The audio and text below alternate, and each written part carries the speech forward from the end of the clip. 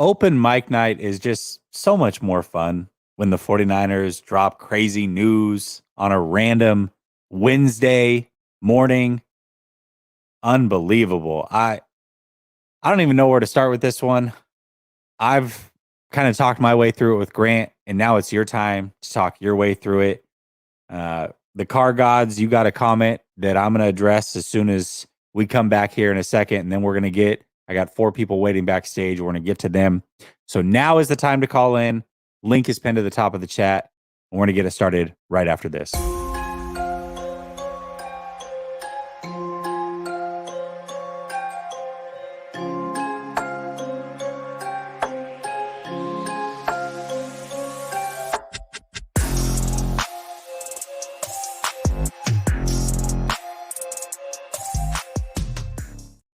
All right. Welcome back to Last Second Sports, where we are giving you our take down to the last second. And as I said, it is open mic night, which means it's your night to sound off. And, well, the 49ers are the media gift that keeps on giving, because more news broke today that Trey Lance is, well, I don't know if he's being shopped. They're fielding calls is the way that it was put.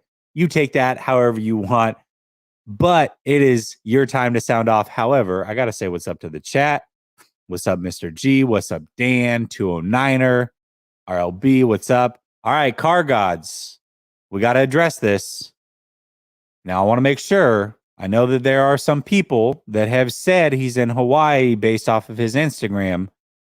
I want to let you know that that is factually incorrect. The PR team was called. He is absolutely in the building, and that Hawaii trip was a few weeks ago. So regardless of what's on his Instagram, Trey has been there since Monday. He has been there all week. That is not the case whatsoever. So I know that others have reported it as such. I know for a fact that is not true. So that being said, here's the order. We're going to go, well, we were going to go Michael, but he fell out. Then we were going to go John, because John was in here first, and then he fell out and is back in. So we're going to go John, William, Gammon, Hadiz, and we'll see if Michael pops back in. John, hopefully you're ready to rock. What's up, man? Hey, Jesse, how you doing, man? I'm doing good. How are you? Not happy, sir. I feel it. First off, all, I just want to say shout out to you, my guy Ryan, my guy Grant. Love you guys. Thank you, man. I appreciate it. We appreciate you. I know that those guys appreciate you as much as I do. So, Yeah. All right. So where do we begin here? Let's think about this for a moment.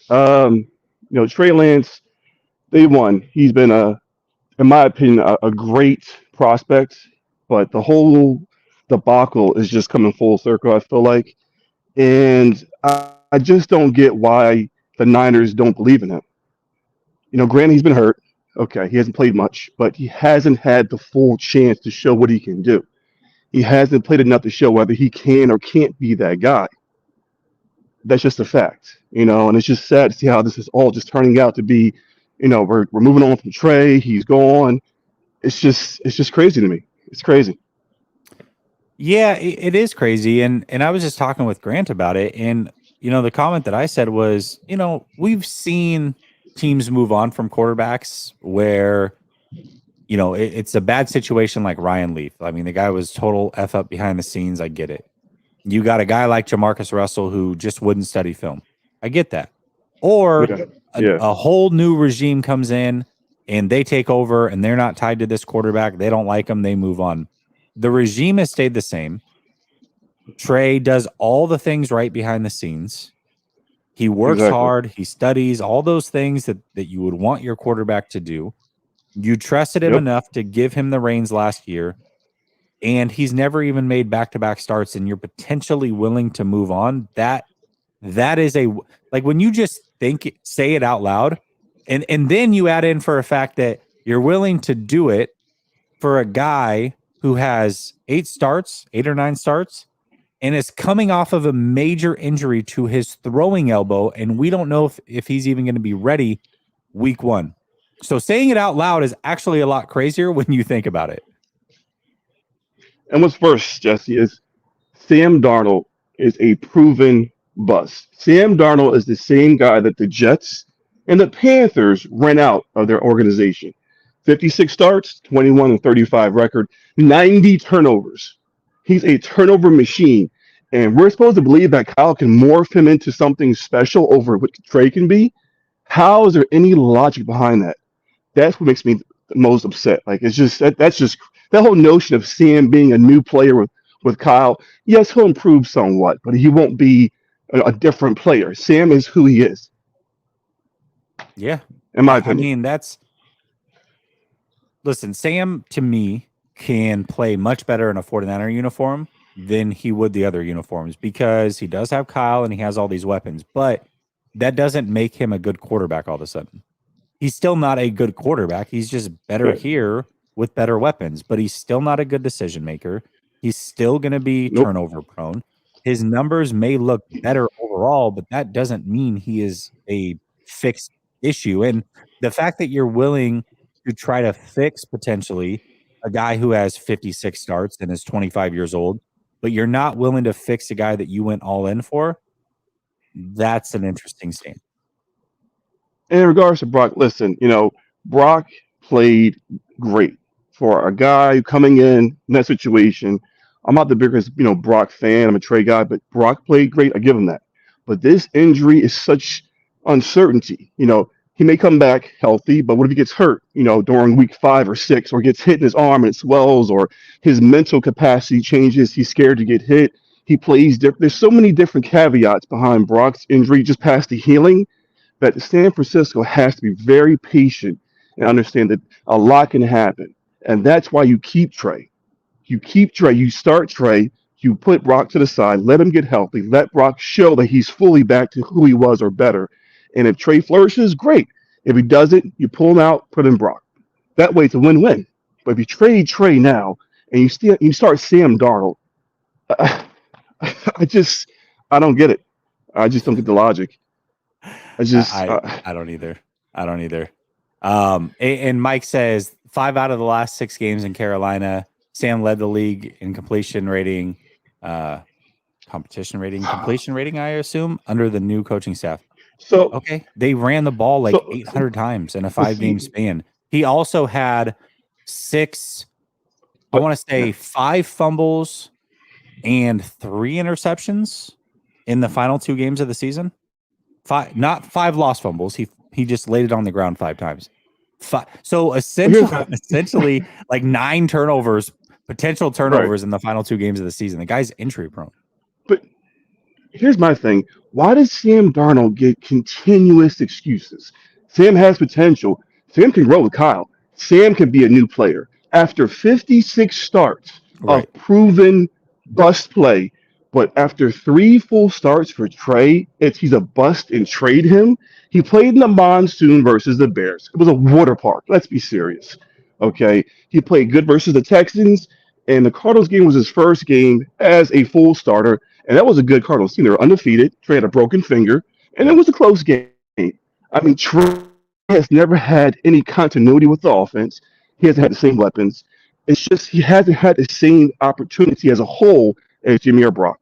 And it's all I was saying. Give Trey that same roster, a same, 8, 12 game, uh, tryout with the team, if you will, and see what he can do. And Oh, I lost John. It's all right. His time had ran out anyways. Great call by John. I agree with him though. I wholeheartedly agree. John, I'm going to remove you because I've got 10 people backstage, and that means nobody else can call in. But that was a great call. Call in anytime. Thank you so much for the support, brother. I appreciate it. Okay, here's the new order.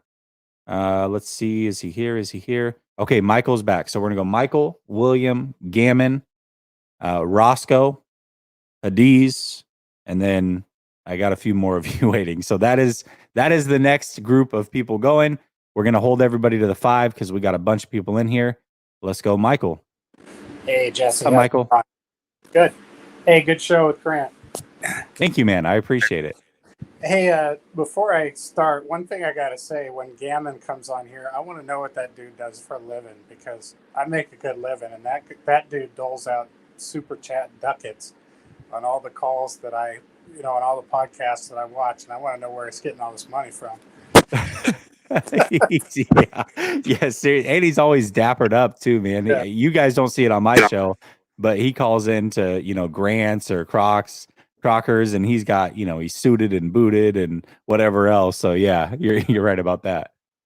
So anyway, who knows about all this trade stuff? It could just be, pre-draft smoke or whatever. But the question let's say it is true for a second. The question I keep asking myself is, I don't think John and Kyle are stupid. They got to this level. Maybe in Kyle's part there was a little nepotism, but he's definitely got some coaching talent. What is it that they see that some of us don't see? Why did they have a limited playbook for Trey? Was it because he was learning it, but he wasn't quite ready? Maybe he knew it on paper, but maybe when you executed in a live, game, they just didn't feel like he was ready to execute the standard playbook. So who knows? We can speculate about why Kyle and Trey are so dumb, or Kyle and John are so dumb to possibly move off Trey. But I just can't help but wonder, all the players seem to be, aligned with Brock. The coaches and the management seem to be aligned with Brock. There's got to be some logical explanation for that. And usually the simplest, explanation is often the right one. So it'll be interesting to see how this all plays out because, I do like Trey. I think he's got a lot of talent. Like so many of you said, he just hasn't had the reps. And, I just don't know if the 49ers is the place where he can really get those reps. And, the team is willing to take the chance of, losing while he's doing it. Who knows? And, I don't know anything about Sam Darnold. I've heard the stats about his record and everything, and it doesn't sound, like he's great. But, if he's competing against Darnold and he doesn't win out, his value is just gone. So, maybe they're just thinking, this is, even with the cap implications, maybe this is just the best time. Who knows? But it's interesting, and I appreciate all the different perspectives. And man, some of these chat participants are beating Larry up pretty hard, man. They're talking some major shit. Talking about his cholesterol and his chins. Oh, yeah, come on. They're gonna give Larry a complex. People just take it a little easy. Anyway. Yeah, I'm not a fan. People that are in my chat know that stuff doesn't fly if I see it. I that's like the one rule that I have to the channel is challenge the opinion, don't challenge the person. Meaning don't get personal. It's just football. You guys can disagree on opinions all you want, but there's no reason to get personal. Start saying things about people like there's just no room for that. Not in my book, not on my channel. So take that stuff somewhere else. Like I'm good. Anyway, that's all I had to say. Appreciate your show. All right, Michael. Thanks for calling in, man. I appreciate it. That was a good call. Yeah, I mean, he's right. Like, there's obviously, first of all, they haven't traded Trey. So let's be clear about that. I do think there's friction in the front office as far as choices and who wants to do what. But let's say they're all on the same page that they're willing to shop Trey and that they're all fine moving forward with Brock Purdy and Sam Darnold and all those things. They may all be aligned or they may have seen something that we haven't seen or whatever, but that doesn't make them right. I don't think they've been right about the quarterback position the whole time. So I'm not going to all of a sudden just start trusting that, oh, well, they see something different. Okay, so they're right. That's not the way that I see it. So they may think they have it figured out, but I would feel like, you probably don't necessarily have it figured out. So, all right, we're going to Gammon. What's up, Gammon? Not too much, brother. I wanted to know if I could add or duo. I want to do something different with Boy. He should be in here. Oh, do you guys like have like a beef or something? No beef. So to the caller who preceded me, I'm active duty in the Army. Spent the first 10 years in the Army as a combat medic. And then the last like 4 years, I've been like a career counselor. You know, whenever you try to get out of the Army, I'm the person who tries to like go like, well, maybe we should kind of like stay in, that sort of thing. But medicine and everything else has always kind of been my big thing. But Chandler Boy, he's an ex-Navy vet, so that no beef minus, you know, Army beats Navy and we beat them here. It's just more so of the fact of like, you know, it's just nice to have another vet on the call. But I don't No, know. I appreciate it. I don't know how to hide everybody from the call. And with the way the first channel went, I'm not willing to trust really anybody. So I'm going to say no, only for that reason. But if I can figure out how to get you guys both behind the scenes, then, you know, in the future, I wouldn't mind doing it. But for this moment, I'll say no. Okay, fair enough. So what I'm going to say is, I know it seems like Larry gets a lot of hate. I don't like personal attacks on people. Okay, so one of the biggest things, and I've been fortunate enough, I'm starting to, and I've been doing this for a couple years now, and some of the content creators that are on Jesse's level, though I haven't talked to Jesse on the phone, but I'm starting to actually, it's crazy. I'm starting to actually reach out and talk to some of them on the phone. But one of the big things is when it comes down to like Larry Krueger, I probably have been the most prominent person as far as calling out Larry. Now, I want to make this clear. When I became a fan of this show, my biggest thing, and the person who I was trying to call out the most, it wasn't Eric Crocker. It wasn't Grant Cohn. Okay, it was Jesse. Jesse humiliated me live, and I brought it on myself. But I decided I was going to keep receipts, and thank God that his first channel somehow went missing, because it was, I don't even want to listen to it. It was horrible. What but did that's, hold on. I want to be clear. Like, I wasn't intentional, right? Like, I wasn't like you weren't trying to like, intentional. No. okay. You weren't intentional. Okay. I was just that naive about 25, 26 months ago. I was your average fan that was jockeying on the jock of Jimmy Garoppolo.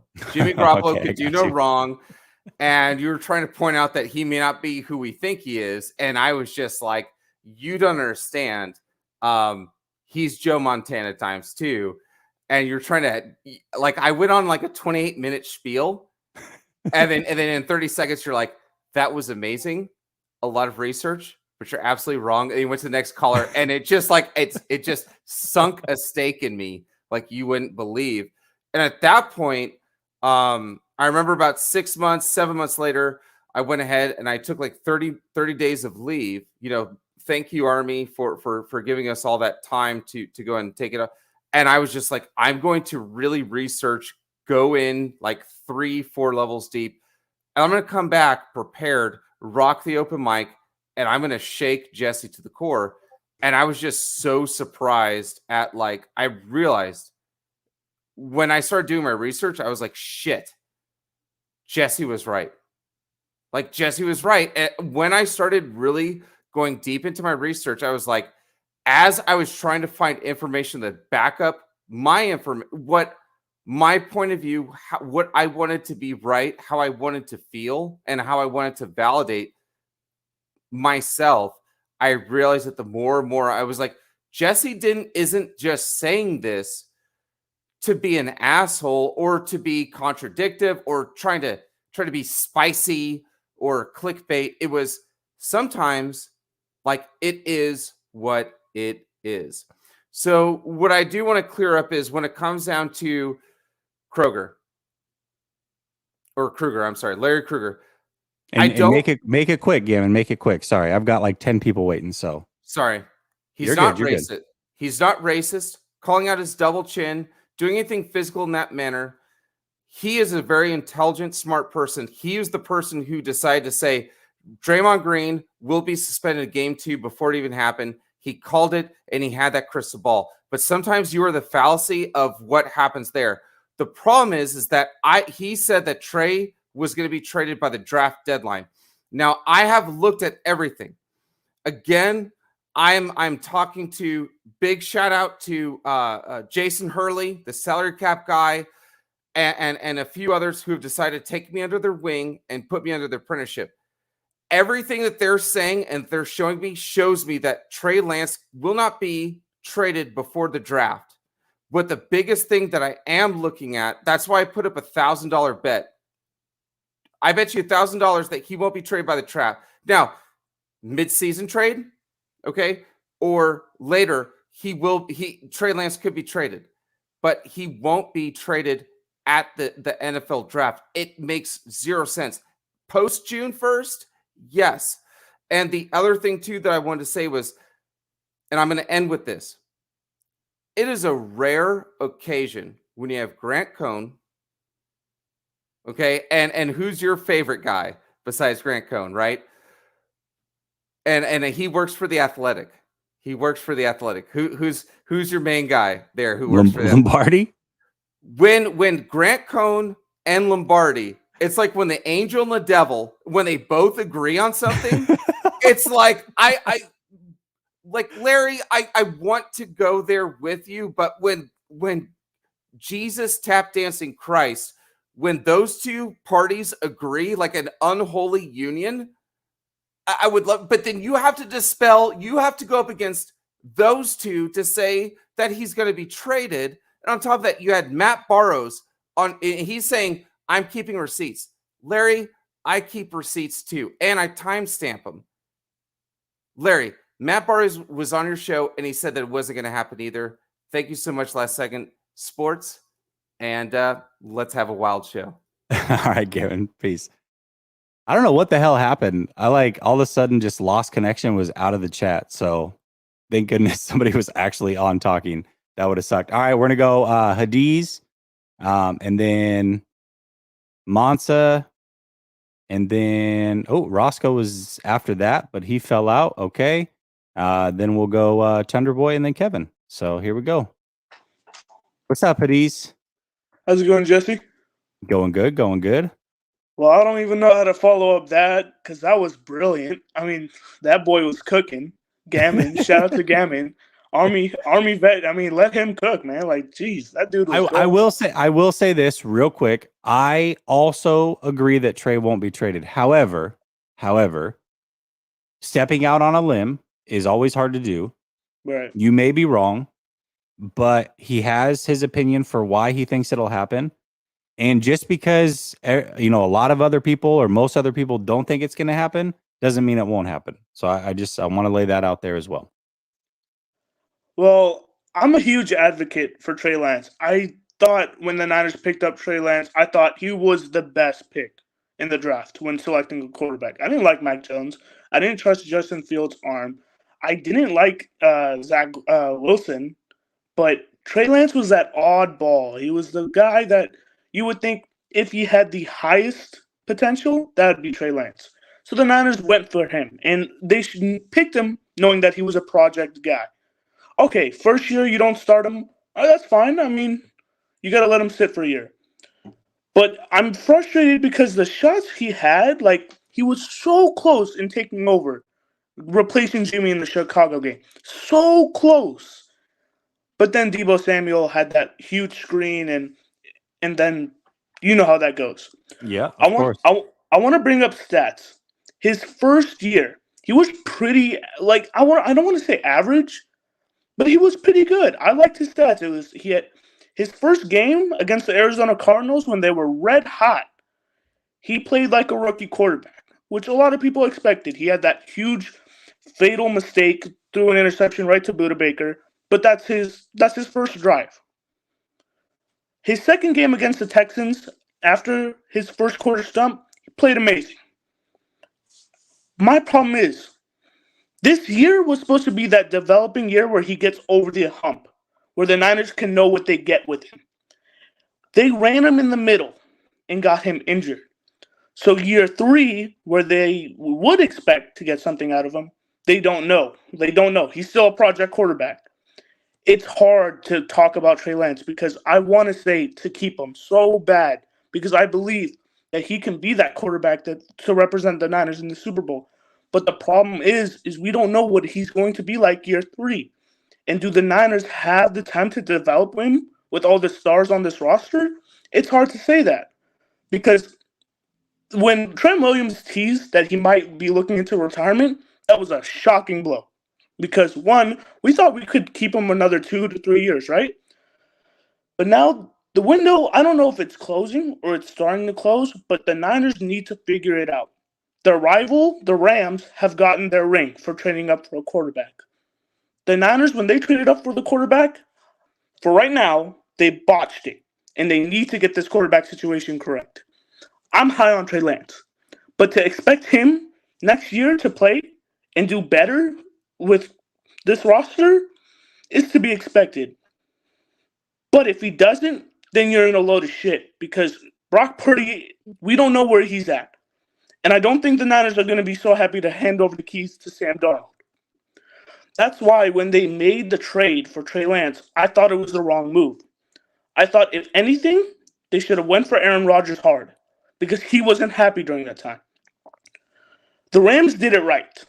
Whatever the Niner fan base, I know you hate the Rams, but you got to admit, they did it right. They traded up for a guy who would have won the game if he needed to. And in the Super Bowl, he did. We went for a project guy. Now, how that's working out for us, he's not starting, he's not playing, and there's debates about him getting traded. I'm telling you, Jesse, right now, if the Niners mess up with Trey Lance, I want to see someone get fired because this is embarrassing. You trade a haul to get him, and you're not letting him play, and you want to trade him for a bunch of gimmies? That's not right. I'm sorry. I probably should have let you talk for a little bit, but no, you're good. Hey, you got 5 minutes, man. Cook, do your thing. I think a lot of fans feel the way that you do, and I do think that if Trey gets traded, which I don't think is going to happen, but maybe it does. If Trey gets traded and Purdy doesn't work out, it's going to be a slow death for everybody in this front office. And it's going to be really, really awkward because if they don't win a Super Bowl and out of this quarterback room that is currently on the roster, if none of those guys turn out to be the guy for whatever reason, I mean, what else is there? What else is there? That's your whole regime is done. Real quickly, Jesse, I want to ask you this one question. I was a huge advocate for trading for a veteran quarterback when the Niners were talking about it because they knew Jimmy Garoppolo wasn't the guy. Do you think if the Niners traded for a veteran quarterback like Matthew Stafford, Kirk Cousins, or let's just say Aaron Rodgers, do you think they would have that Super Bowl ring like the Rams? Or do you think they would have botched it? No, I think they would have a ring. They'd have a ring, yeah. Which comes back to the argument, why pick Lance? Then why move up and pick Lance if you're not ready to develop a quarterback? Because Kyle Shanahan was not the right guy, not the right coach to develop a quarterback. If anything, he really liked Kirk Cousins, make him work with Kirk Cousins. But now it's too late. And I feel if the Niners do trade Trey Lance, I really want someone to get fired. I don't care who it is. We're firing the ball because Hadiz wants it done. The reason why is because I don't think if a quarterback who's going to represent the Niners for the next couple of years, Brock Purdy without Christian McCaffrey and George Kittle, I don't think he's as good as everyone thinks he is. I'm with you. I agree. But I got to apologize. I went over the 5 minutes, and I want to give everyone their fair share out of time. This was my little rant, and I feel sorry. Hey, everybody needs it. I'll say this. I always get call-ins on these shows, but it hasn't been this packed for probably since playoff time. So everybody needs this. You got your 5. You're good to go. Later, Hadiz. All right. Talk to you later, man. Hey, I get it. You guys only get 5. I get all the time in the world. I can do this every day. I do. This right here is the most contradictory comment I've seen in the chat today. I'm sorry, Chuck. I appreciate you for being in here, but he got hurt running up the gut. He's fragile. That's like saying your car got a big dent when you ran it into a brick wall. Of course it got a big dent when you ran into the brick wall. You got every other quarterback hurt. They didn't run up the middle. I don't remember Brock Purdy running up the middle when he got his arm ripped off. I don't remember Jimmy G running up the middle when he got his right foot taken away, or left foot, or whatever it was. Come on, man. Like that's like so contradictory. Like you literally spelled it out for yourself. Like, oh, okay. No wonder he got hurt. He was running up the middle. Okay. Let's see. We're going Monza, Roscoe, and then we'll get back to you, William. I see that you hop back in here. So Monza, Roscoe, William, then Chunderboy. Okay, let's do this. Hey, how goes it? Hey, man, thanks for sending me that stuff on Twitter. I appreciate it.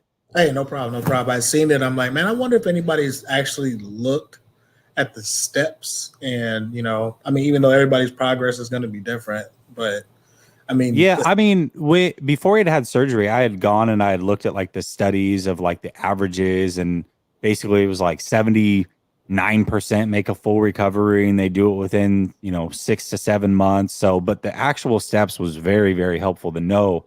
Hey, this is kind of where he's going to be at in that process. Yeah. Right. Yeah. So who's the 49ers franchise quarterback? They don't have one right now. You have to have an answer to that question to trade Trey Lance. like here's and I'm looking at different things, and I'm kind of looking at it from, this is Kyle, and it almost seems like it's Kyle and Lynch having a fight, and it's like Rappaport may be Lynch's voice, and I think Mayako might be the voice of either Jed or Kyle. But I really don't think Kyle is in the mix with it, because Kyle is like, look, I'm daddy. Y'all going to do what I tell you. Kyle is the GM. Everybody, like, Kyle's the GM. Lynch just has a job. Let's just be honest. Kyle's in 100% control. It makes absolutely zero sense. And like the reasoning that people are putting out there, it's like, oh, Kyle's never said, I've heard, I don't need to put names to it, but Kyle's never said anything good about Trey as a quarterback. He said, I believe he would have had a season, a great season like Purdy. That means he believes in him as a quarterback, doesn't it?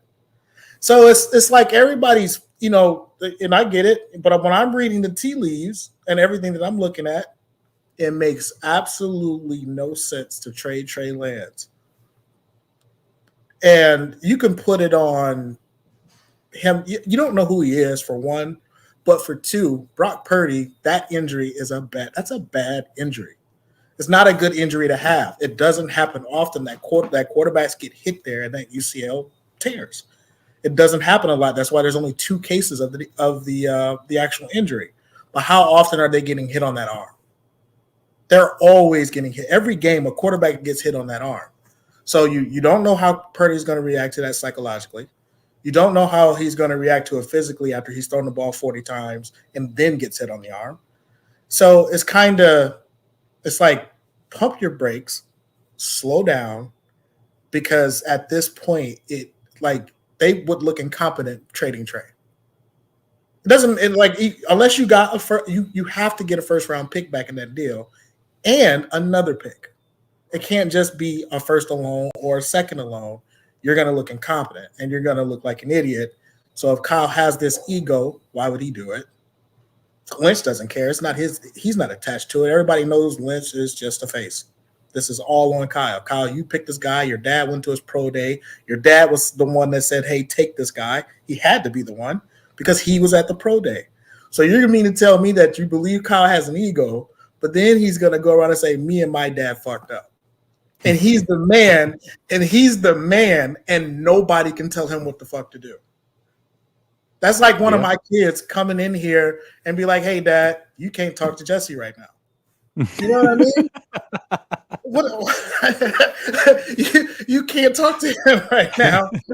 You need to get off the laptop.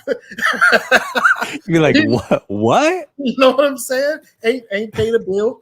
But you know what I mean? But so it's like, it really doesn't make sense. I understand it's the talk of the town, but I don't see it. Post June 1, trading him for Kirk Cousins. I didn't think of that, because post June 1 is less of a cap hit for the Vikings and less of a cap hit for the Niners. However, I don't know what his cap number becomes. I know they restructured him.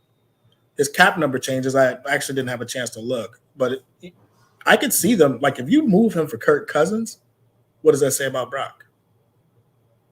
Or do you say, oh, I can sit Brock for the year because he's still going to be $900,000 next year? So if you move Trey for Kirk Cousins, okay, fine. You got the guy you wanted, but you have to win. Now you have no choice. You have to win the Super Bowl that year. If you move Trey for any quarterback that you plan on starting all year that's not Brock, then it's an indictment on the whole quarterback room. Yeah, it is. It is. It really is. Plain and simple. And it's also an indictment on their entire process with the quarterback position. 100%. And there's no, like, I really don't believe Jed is as free flowing about all of it either. I really believe Jed kind of lit a fire under their ass because they almost seem like they're panicking. I don't know, man.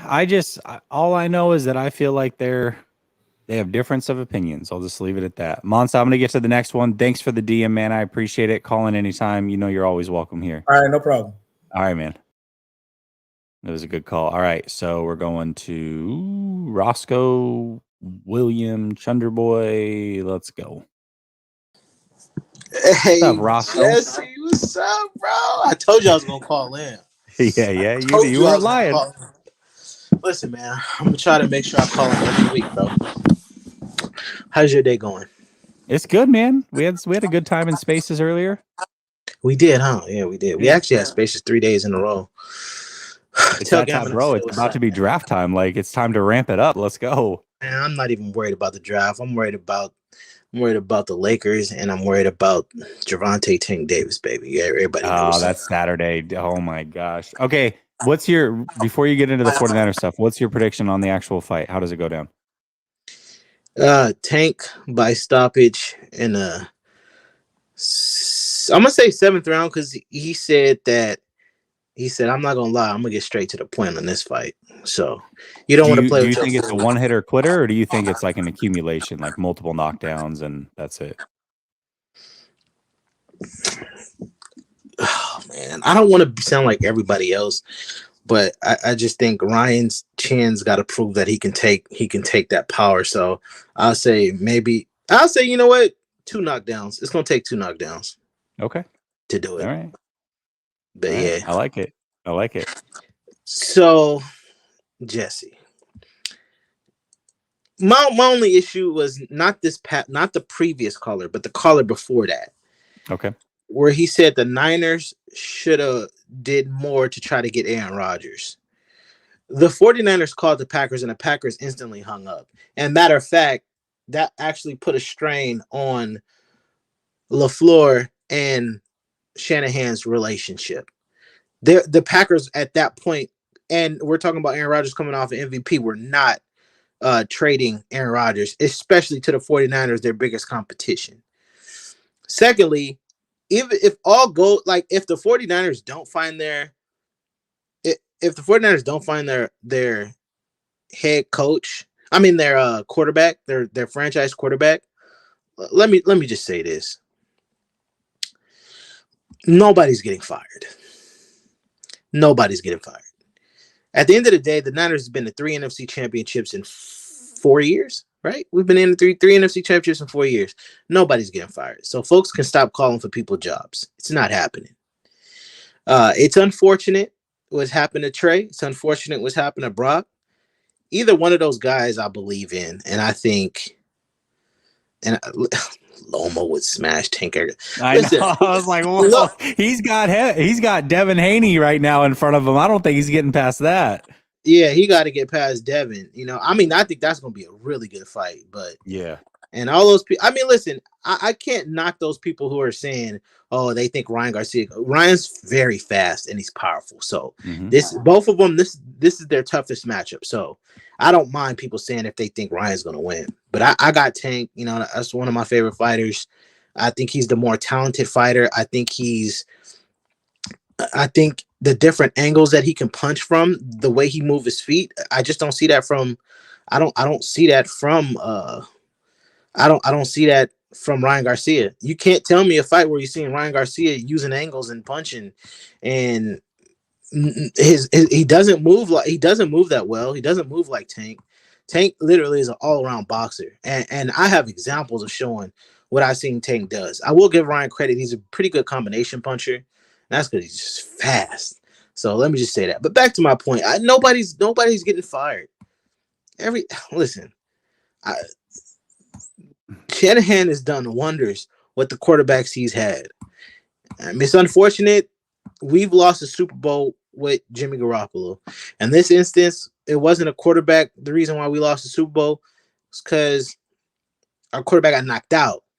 It's the only reason why I think we didn't get. I know you, Jesse, don't like that, but I think if Brock Purdy plays, I definitely think we would have had a chance to get to the Super Bowl. And I definitely think Brock Purdy would have gave us a better chance against Patrick Mahomes than Jimmy Garoppolo, even though the scores was 28-21 at one point. 49ers defense, brought a lot of players back who were just coming off an injury. I definitely think it would have been a different. The Niners defense was locked in all playoffs. The Niners offense was locked in. I just think things would have been different. But ultimately, I don't think Trey's getting traded. Literally makes no sense. There's several people who's tweeted out stuff who talked to sources in the locker room, Matt Mayoko, and then this dude Schultz. I think I shared it in the chat, Jesse, where they said, one, doesn't make sense to Trey Lance. Two, the 49ers are not seeking. I mean, you are correct. Just because they're not seeking a trade doesn't mean they won't trade them. But at this point, it wouldn't make any sense because they don't have any definitive answer on Purdy's injury. So folks need to stop overreacting. Everything is calm. But I hope more news come out like this so you can continue to get the views and stuff. But shout out to Jesse. I'm about to hit the gym soon. You know what I'm saying? My Lakers lost. Hey, I'm gonna leave you with this though, Roscoe, and we can talk about it in spaces or in the group chat or whatever. Okay, so I don't think, and this is what I said on Grant Show.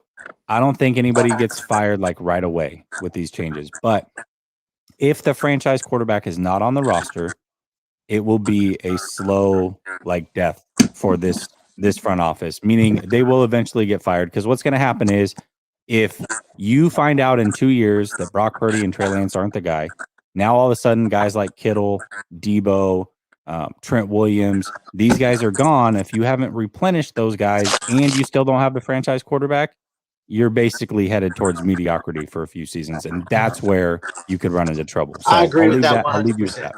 I agree with that 100%. No disagreements here. Have a good one, Jesse. All right, man. Later. All right. I got it. I saw it. Thank you, Gammon. I appreciate it. And he says right back, thank you.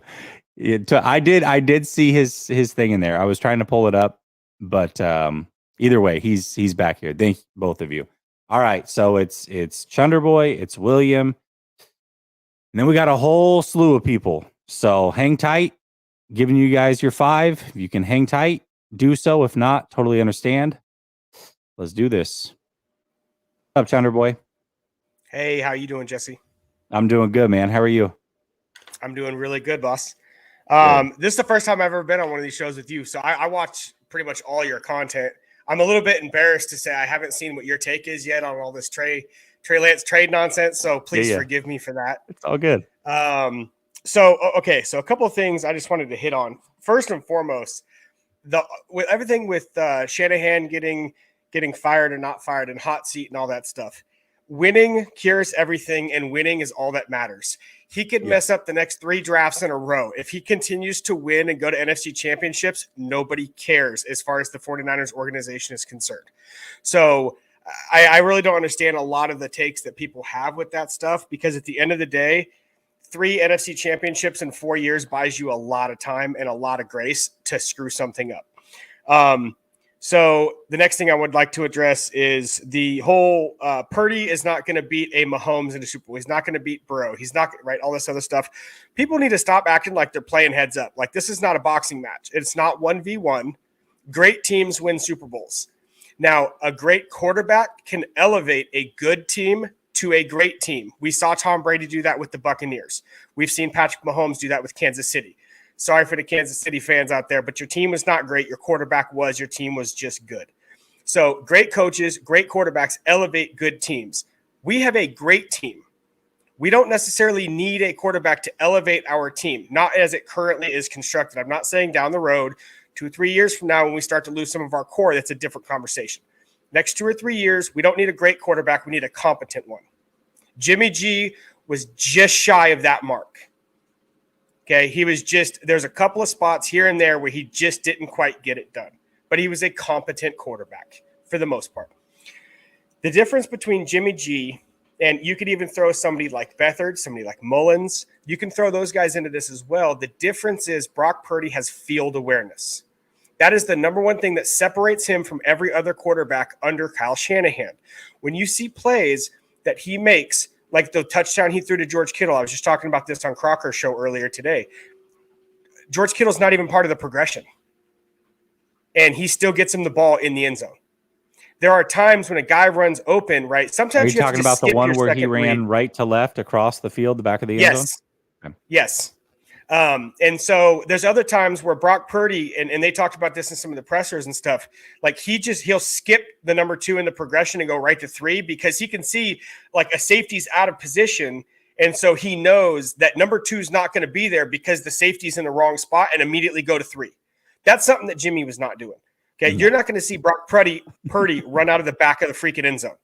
Okay. He knows where he's at on the field. He knows that if he's on the left hash, he can layer a throw to his right side because there's more field to that. Like he does those. And those are the things that separate quarterbacks. At the end of the day, what a quarterback has to do is he has to be able to change his mind and make a new decision in a split second. And he has to make the right decision. That's the critical element. A lot of guys can process, but can they get the right information to make the right decision when they have to change their mind? Okay. Lastly, as far as Brock Purdy goes, Brock Purdy is the number 1 quarterback in the NFL down the stretch last year in multiple metrics as far as game management, game situations. Outside the numbers, number 1 quarterback in the NFL. So people say that he doesn't have the tools that Trey Lance and Mahomes or whoever you want to say has, and they're correct. Absolutely correct. What they're not taking into consideration is in the NFL, you have to have enough tools. You don't have to be a special arm talent to be an elite quarterback.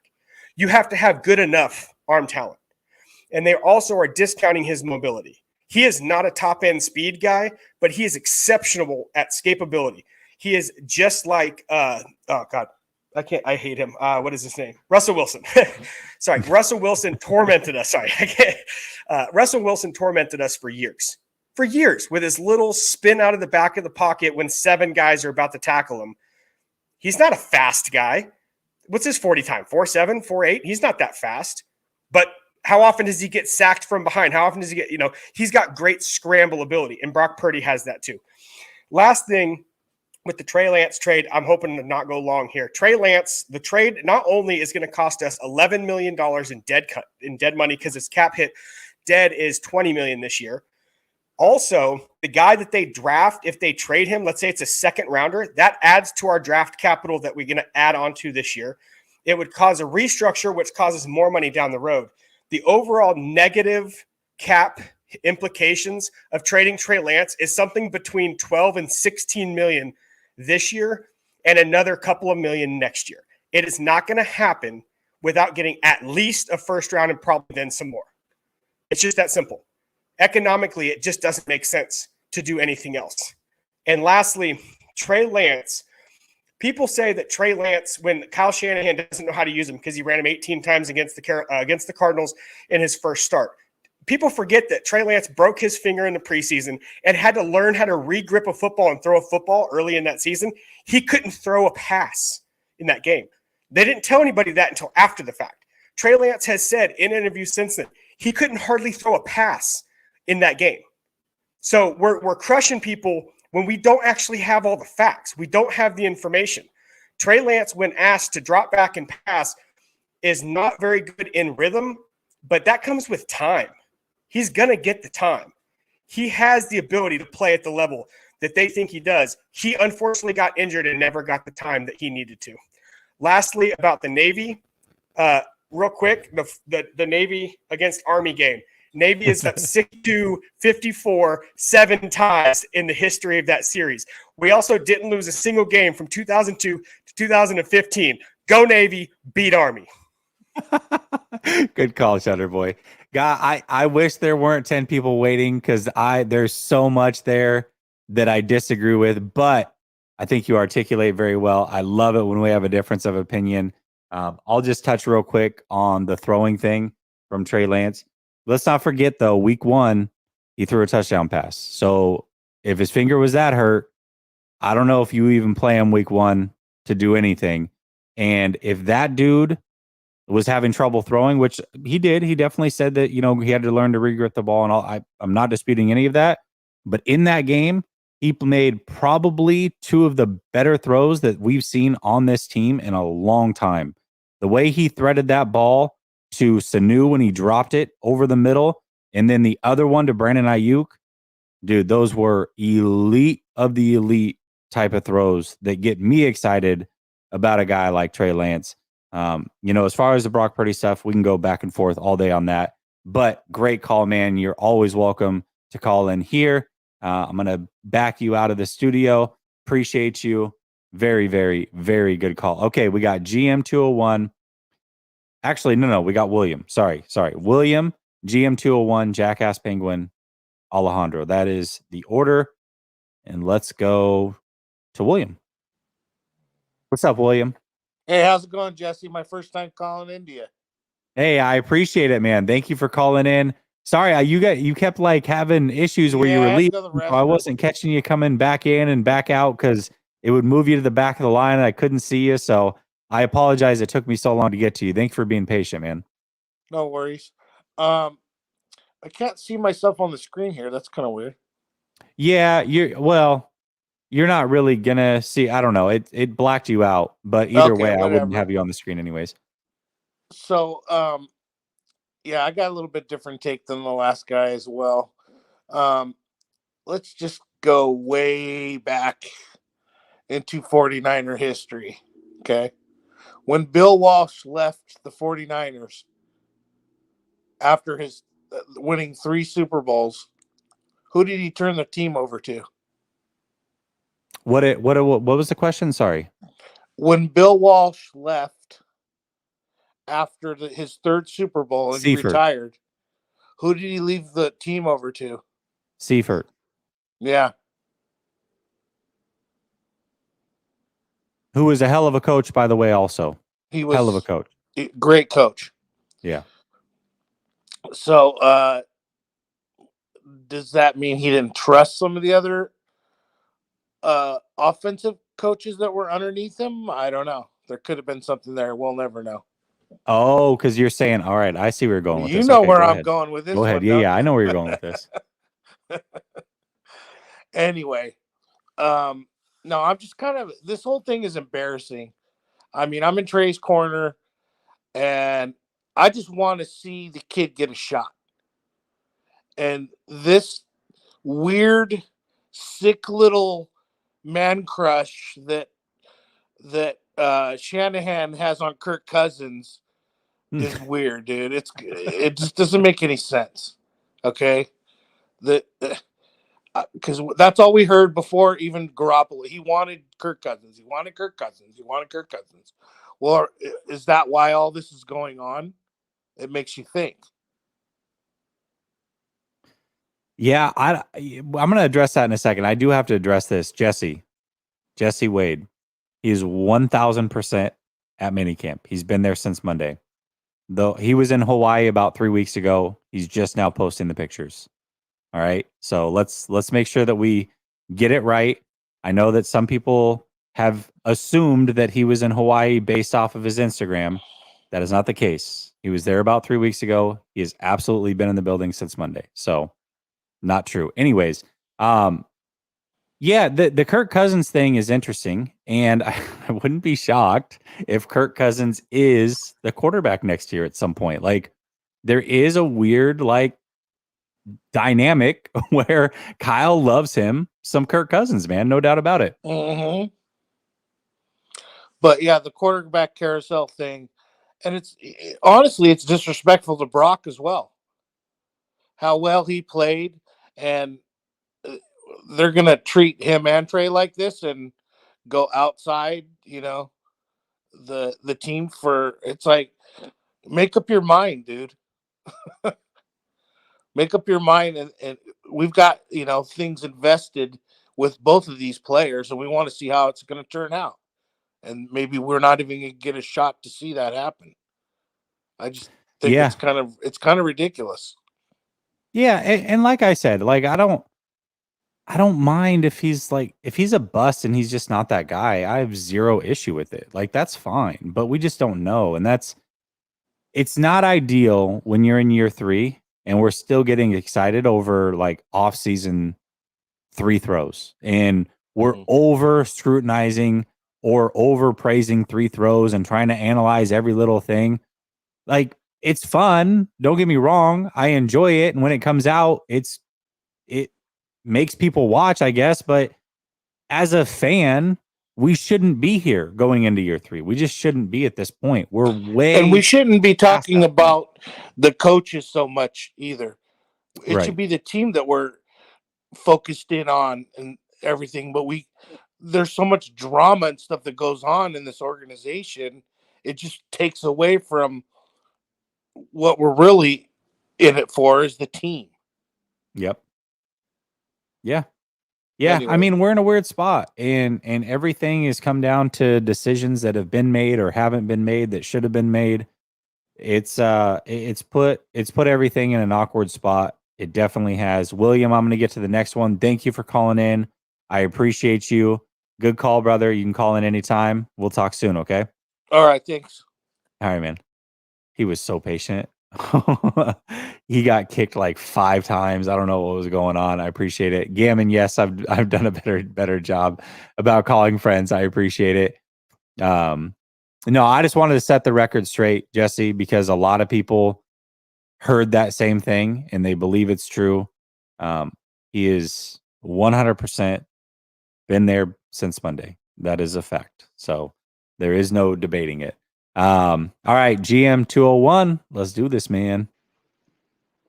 How you doing, man? Can you hear me, bro? Can you hear me? I got you. Bro, how are you, bro? Before we get into anything, how are you doing? I'm doing good, man. What you got? Like, you got a full head of like amazing hair. Were you like redoing your hair? Or were you like listening to rock music and headbanging back? What No, was going on? dude, I just finished working out. Yeah. And my hair was freaking crazy, dude. Crazy. I was like, I can't look like a hot mess right now. Like, it was everywhere, bro. It was knotted. I was like, I look disgusting. I need to get my life together. Like, this off season has us all stressed out. Yeah. And yeah, I'm okay, I guess. I'm all right for the time being. But yeah, bro, let's get right to it. First thing I wanna ask, bro. Did you see the Bears game? You saw the Bears game, right? You're talking about the first game of the season? The first game of the season, Bro, man. I've seen it like 90 times. Yes. I'm sorry, but I keep seeing different things, man. Trey did not play bad that game. Bro, I'm sorry, dude. I'm sorry. Yeah. He just doesn't. And the thing is, he had so many drop passes that game. There was the perfect. Sorry, we're not talking about this. The point of what I'm trying to say is, let's give the kid a chance, bro. For the first time in a long time, Niners have one of the coolest problems ever. They got 2 proven QBs, and for some reason, we turned it around into something very dark and very evil. Like, I've never seen this happen before. Like, instead of being like, oh my God, we have 2 young, proven quarterbacks with a great squad, no, we turned it around and just, for some reason, we just turned it on Trey and Kyle. First of all, Andy Reid took a while to figure things out, and the last guy, a couple of calls said the Chiefs were never good before Patrick Mahomes got there. Alex Smith was pretty good with the Chiefs because Travis Kelce and Hill were still there. But regardless, Kyle's not going anywhere. Let's give the kid a chance. And like you said, if it doesn't work out, dude, the Niners will gladly move on, as they always do. What I think is going to happen is they're going to give Trey his chance. Gotta get him all out. They're gonna give him, be like, look, get comfortable, because if you're not comfortable, you're getting out. And if it doesn't work out, they give Purdy a chance. And if Purdy doesn't work out, they'll gladly move on to the next free agent, hottest free agent there is, Kirk Cousins probably. But either way, dude, I think we're gonna be okay. I think the faithful is just very scared because they don't want to go into dark times. But I think we're gonna be all right, dude. The only thing that has me worried about is trading Brandon Ayuk. I don't give a shit about anything else. Just please do not trade Brandon Ayuk, our I don't think healthiest Ayuk's wide going receiver, anywhere. our I don't think our Ayuk best now. wide receiver. The reports come out too, like, oh, teams are asking about Brandon Ayuk. But no, I don't think Ayuk's going anywhere, man. Yeah, dude, I haven't been sleeping because of that. I don't care about anything else. I know our quarterback room is fine. It's fine for now. They're gonna give them a year to rock out. I'm just worried about. I'm just terrified what the Niners are doing right now. They're playing juggle. They're arguing right now. They're probably arguing what the hell to do to get back into the draft. That's literally what this is all about. I think this is all Yeah. a big giant draft headache for them, while we're just killing ourselves for these two quarterbacks that are proven, man. That's all I gotta say. Hopefully, my take is good. Jesse, I love you, man. Shout out to you and hope you're doing good this offseason, bro. Thank you, Jim. I appreciate it. Good call. Everybody wanted to see your hair. I'm not showing it. I'm not going to do it. I'm keeping it between he and I. I'm keeping it, but it looked like he was I'm like on legit. Twitter, so you can follow me. This is what I saw was like phone camera was facing up. Don't see his face anymore. I'm trying to listen to calls and I just see his hair like kind of going back and forth. I'm like, is this dude like headbanging right now? Like, what's going on? I wish that was an excuse. I wish I was like, hey, I was listening to Pink Floyd, man, and I was getting into it. No, I was just like, dude, my hair is not cooperating right now. Like, I had a diva moment.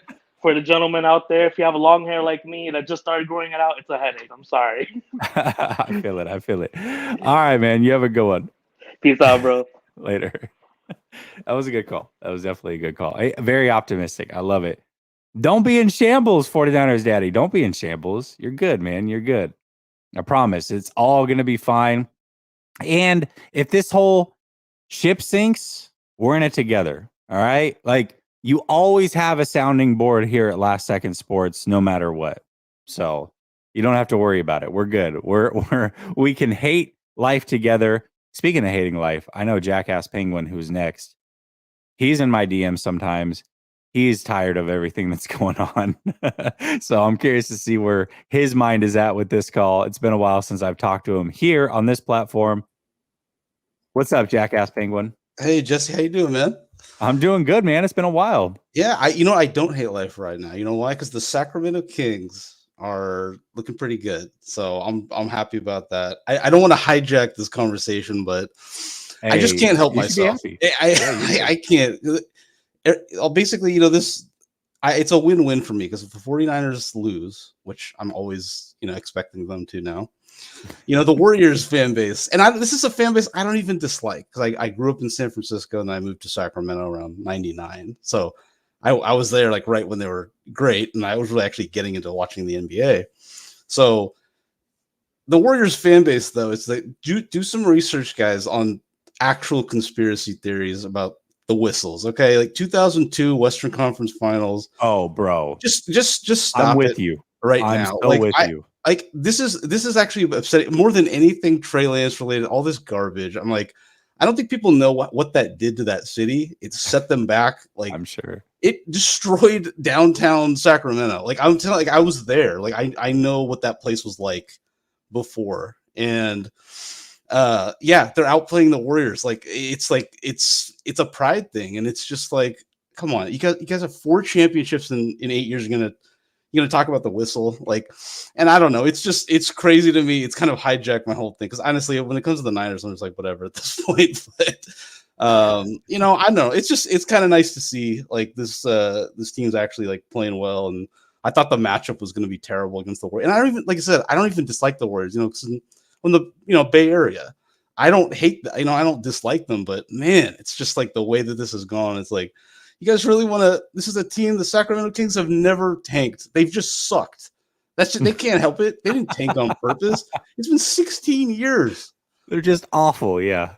John Salmons was our biggest free agent acquisition. Okay, so I mean, like that's what that was. Okay, it's like this. I think they've done everything not right in the sense of winning, but like they didn't pull a Sixers Nets BS trade, all that stuff. Just handing. Oh, they didn't really have anybody to trade. So, but you know what I'm saying? Like it was integrity wise, like the Kings that deserve to be where they are. I just think I don't know this whole narrative now is just like this pride thing. It's just like come on, and I know obviously I know a lot of people who are Warriors fans, obviously. So it's just I don't know, it just bothered me today. I was like, come on, guys, like really.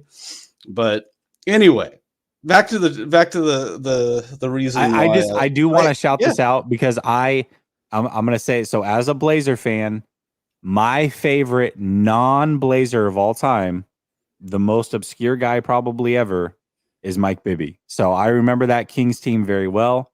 I remember Mike Bibby. I remember Peja. I remember obviously Weber and Vladi. And then later on, it was Hito Turkoglu and Christie. I remember the whole squad, man. Dude, I was upset for y'all when y'all lost. When they traded, so when they got Bibby, I just saw that impact, like because Jason Williams was like he was super popular. Like it was like all the girls in my class loved him. I got it. Like I totally understood it. Like he was flashy, but Mike Bibby brought that new element to Bobby Jackson. Yeah, Bobby Jackson. I mean, that whole team was. You want to talk about a stolen championship? I mean, we don't have to go down that road. It's that hurts. I mean, I was there. It was really shitty what happened, but let's stop because a lot of that, I don't know. The Warriors fans, like, come on. It's like you guys have never even. It's like you haven't watched basketball since like 2013. Like, and that's like when you started. Like, come on. Like, I'll.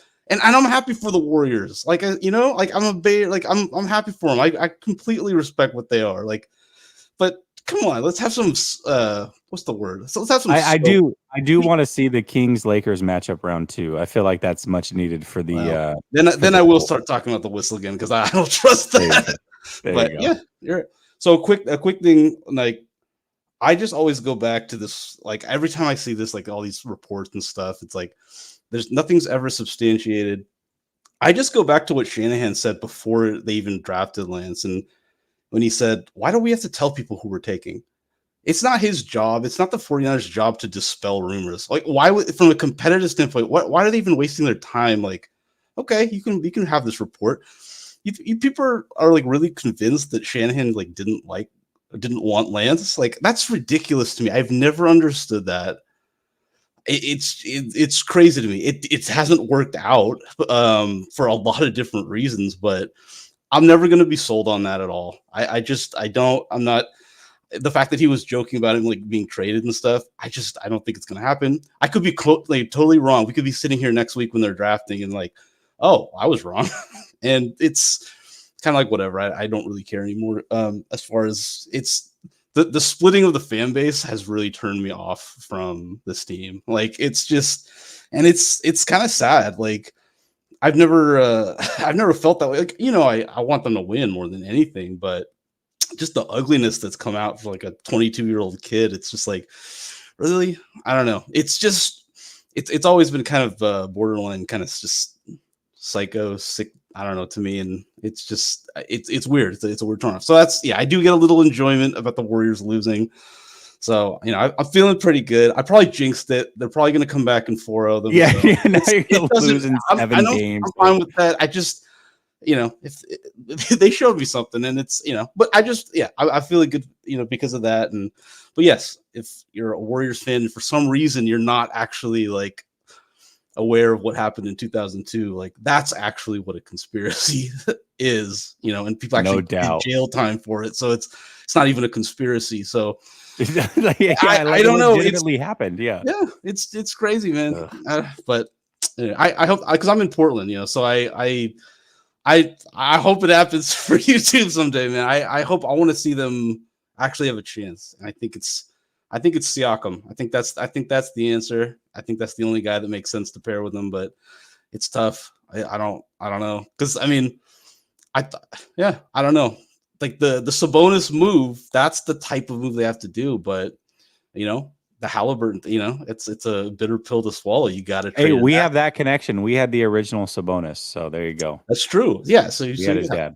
Yeah, exactly. All right, jackass. We'll talk soon. Okay, man. Take care. All right, later. I promise I wasn't like talking down on him. His name is Jackass Penguin. Stromile Swift. There's a name. Oh my gosh. Damian for Trae Young. I will say this real quick, and we're getting way off topic, but Blazers need to trade Damian Lillard. Like, do right by him. I know he wants to embrace the grind and whatever else, but like, dude needs to go. Like, get him in Milwaukee. Make that happen. Can we see that? I mean, talk about a pairing. My gosh. All right, we're going to Alejandro, Kevin, EMA Beats, No Border Sports T, and then Alex. Let's do this. What's up, Alejandro? What's up, man? How you been? I've been good, man. How you been? Good. Oh, it's Good. been a while, man, since the last time I came in here, but shoot. Yeah, no, I mean, it's crazy what's going on right now. But honestly, I feel like they should trade him just for him, just for Trey, so that he can get a fresh start, And either way, I mean, D'Amico's kind of hinting like Jimmy Ward left. Yeah, he was hinting, that he was leaving. So, I mean, maybe this is a little hint that they might go after Trey, He's what? They can give him like a 2/3 or maybe just one, like one of the thirds, and that's it. I don't know, man. I hope that's not what they do it for. But you're right. I mean, the best thing for Trey is probably to be traded. But I'm a big fan of Trey Lance, and I want the best for him. But I also know that the 49ers can use everybody they can get at quarterback. And I think the best thing for the 49ers is to keep Trey Lance, at least for this season, and see what you got. Because I think eventually you'll be disappointed if you get rid of him and he plays really well somewhere else. So I think they should hang on to him. I do think the best thing for Trey would be for him to move on. But I got to think like Team 49ers right now. Yeah, for sure. No, I completely understand there. No, but I feel like in general that should be the case there. Just out of perspective there. But again, man, I just feel like the Texans would be a good case scenario there for him, especially since they can just rebuild, give him time, let him develop for sure. Yeah, and they have 2 first-round picks, so they can go draft. They can get an edge. They can go get a receiver. They have, I think it's what is it, like Mechie from Alabama? They drafted last year that hasn't even played yet. Right. So you got a young receiver there. So yeah, I mean that would be a good spot for him for sure. I think also, the Colts would be a great spot for him. That's true. I mean, they also got that one kid from Michigan, Nico Collins. So he's good too. He's good too. So I mean, there's plenty of receivers in the 3rd round that I feel like they can get to that are good. Like I'm not sure if you see Marvin Mims, man, that guy's a beast. Yeah, like for sure. But overall, I feel like that should be the case there. But again, they should give him a shot too. Again, running up the middle, not the case for him. They should do it like at least once a game for sure, just out of surprise. But that's it, limit him on that run. And if they're gonna run him on the outside, let it like one of the bigger backs run the middle, let him run on the outside if it's gonna be an option like that. Yeah, I think that's the biggest thing is Trey. It's funny because Trey's very decisive and extremely athletic when he's choosing to run, like when it's on his terms. So if he's turned into a scrambler, he can scramble. But if it's a designed run play, you can tell he's very hesitant. He's not comfortable with that. And so because you're thinking, you're slowing down big time because you're worried about every little movement versus just going. When he's scrambling and he's going through his reads and he doesn't see anything open, all of a sudden he's got all this crazy athleticism. He can get away from anybody. But that all comes down to doing it under your terms. And so he's just, some quarterbacks are mobile. Brock Purdy, very mobile, not a scrambler. Some quarterbacks are scramblers, but they're not necessarily runners. That would be Trey Lance. And then there are actual runners like a Justin Fields and a Lamar Jackson. I would put like a Patrick Mahomes or a Russell Wilson in the scrambler category, but not necessarily runners. So there's just different categories of mobility. And then, of course, you've got your statues like Jimmy G that can't move. So, it just, there's different categories of mobility. Yeah, for sure. And I mean, they should just give him that Purdy offense, like literally, or the Jimmy offense, and then just give him a shot that way. And then we can actually get a real evaluation whether he can throw, If he can't, then oh well. Then now continue with Brock Purdy. But if not, Yeah. if he's doing good, just give him the shot. Like literally, like that's where I get annoyed there with Kyle Shanahan. I wouldn't like to let him go, but I mean, if you're just gonna do some dumb stuff like that, then might as well. Like you chose your guy, you're gonna run him up the middle plenty of times, and it's like it doesn't work that way. Like you saw that with RG3 already, and he does not have the athleticism of RG3.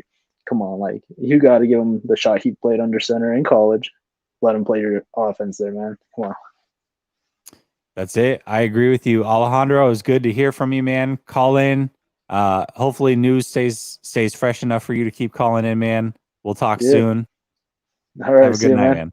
Later. You as well. It's been a minute since I talked to him. For sure, it's been a minute. Gammon says, at the caller, who's the NFL version of Latrell Sprewell? Oh my God. I have a funny Latrell Sprewell story. So it's a roundabout a story about him. So in Oregon, you have, that's where Nike's at. And I used to have the hookup for the employee store. So I'd go like every couple months, cash in, spend like $1,000 and just get a crap ton of stuff. Right. So this is like a year or two after the Latrell Sprewell choking of PJ Carlesimo, right? So I'm in the employee store, and every time you're there, there's always NBA players there from other teams or whatever, depending on the time of year. I saw Draymond Green there. Dude's hella skinny. I was like, there's no way that's Draymond Green. Dude was so skinny. I was like, you look like Kevin Durant looks like on TV, but in real life, that was crazy. Anyways, so I'm in the employee store. I'm by the basketball jerseys, and no joke, I go, oh, there's PJ Carlesimo. That's kind of cool. And I look down, and I'm right next to a Latrell Sprewell jersey. I was like, oh my, you cannot make this stuff up. Dude just got choked out by Latrell Sprewell like a year or two prior, and I'm standing next to a Latrell Sprewell jersey as PJ Carlesimo was right there. It was the weirdest thing. Anyways, funny little story. We're going to Kevin. What's up, Kevin? Hey, what's up, man? How are you? I'm doing good, man. How are you? Good, man. Thank you for letting me on here, and I just want to thank Gammon. That was nice of him to post, that thing and get your attention so I can get back in. Yeah, for sure, man. I know. I pulled the link quick because I'm like, oh my gosh, dude, like 5 minutes a pop. You're looking at 12 calls. We're looking at over an hour right now, so I got to just pull it. So I'm glad you were able to get back in. Oh, for sure, man. Thanks. And yeah, but I was kind of laughing because I'm like, I don't know if Gammon's gonna like what I have to say, and you just spent $5 on it. But my opinion, I guess from my standpoint, I feel like the Niners should trade Trey, and to me, it's not even that complicated. I feel like they've made it clear from their actions that over the last 3 years that at least as of right now they don't believe Trey is a quarterback that can take them to a Super Bowl. And I think I don't think they wanted Trey when they took him in the draft. I think they wanted Trey with 3 years of experience when they drafted him, and he doesn't have that, and he hasn't been able to get it, unfortunately. And so, but what's interesting to me is that they bring in Darnold, and it's almost like they were able to get Trey, but with the experience. I mean, he's like a number 3 pick. This college athlete, he's got a lot of really good tools. And he's been able to get all the experience that I think that they wish Trey already had. But then similarly, he also, to me, is very comparable to Jimmy. And I see a lot of similarities with their game. It's like they're not very smart. They have a quick. Couldn't have said it better myself. I was hoping you were going to get there, Kevin. Yeah, they have a quick release. He's more mobile. He's got a better arm. But ultimately, and I think Kyle probably looks at him and says, look, he can do what Jimmy can do. I think, I agreed with that one caller, Shutter.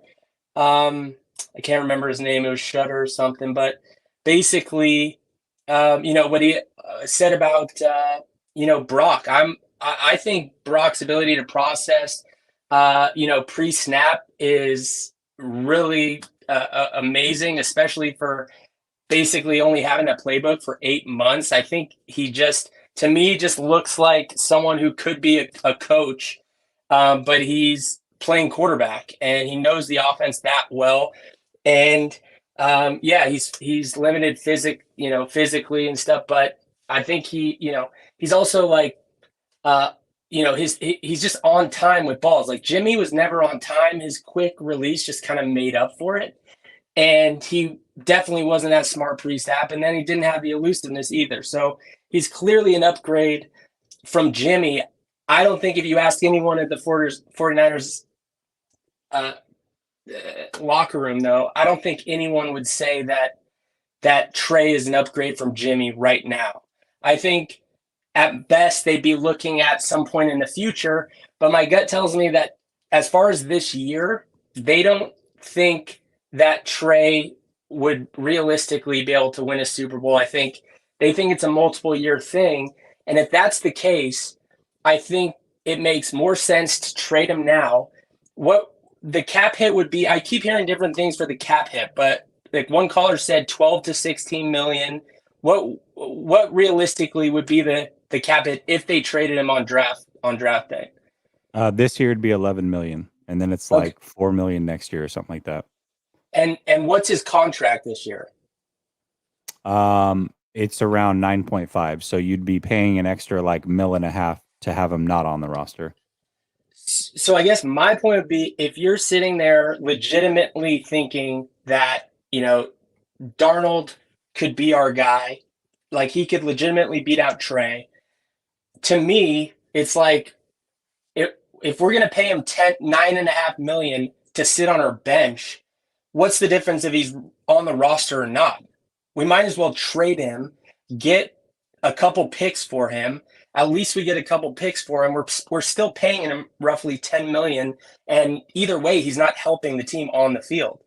And his value is only going to go down, especially if Darnold beats him out. And so if the Niners are sitting there thinking that realistically Darnold's the safer play because he's the known commodity and we're more comfortable going with him, then I think the smarter move is to trade him. I think the only hang-up would be that they can't sell it to the fans unless it's a high enough draft pick where they can actually sell it to the fan base. But I think from a franchise standpoint, that, and based on their actions in the past, I think that's what they actually want to do. I just don't know if they can handle the backlash of it. So that's sort of my argument for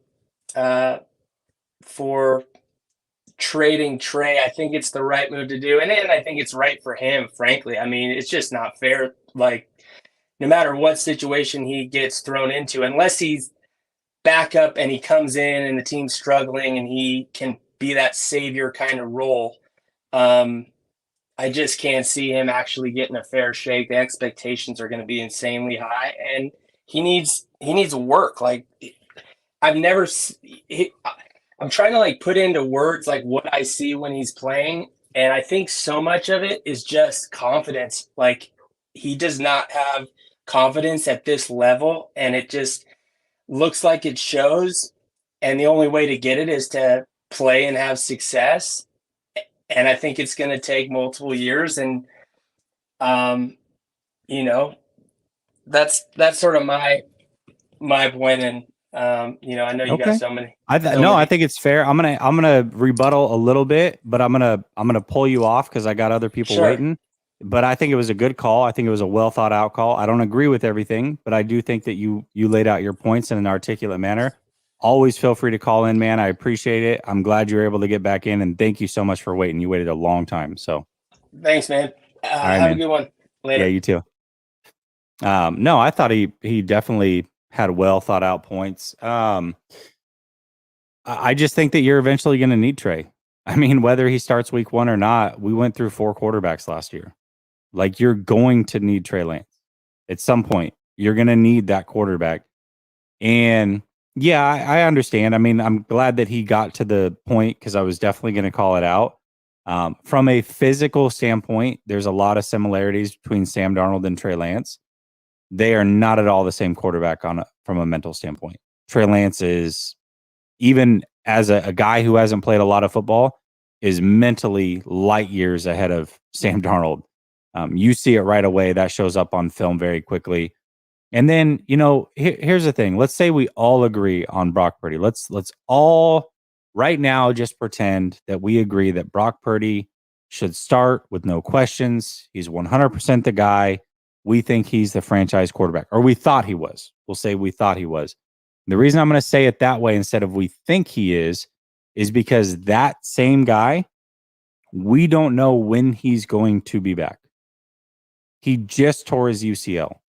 So even if we're all operating under the same umbrella that we think Brock Purdy's the guy, he's done enough to earn the job, he needs to be the guy, we think he's our franchise guy, he's very inexpensive, we want him to start when he's 100% back, we don't know when that's going to be. We have a limited sample size of this happening with quarterbacks. The only one that I can think of that was legit apples to apples was Nick Mullins. It took him 6 months to throw competitively.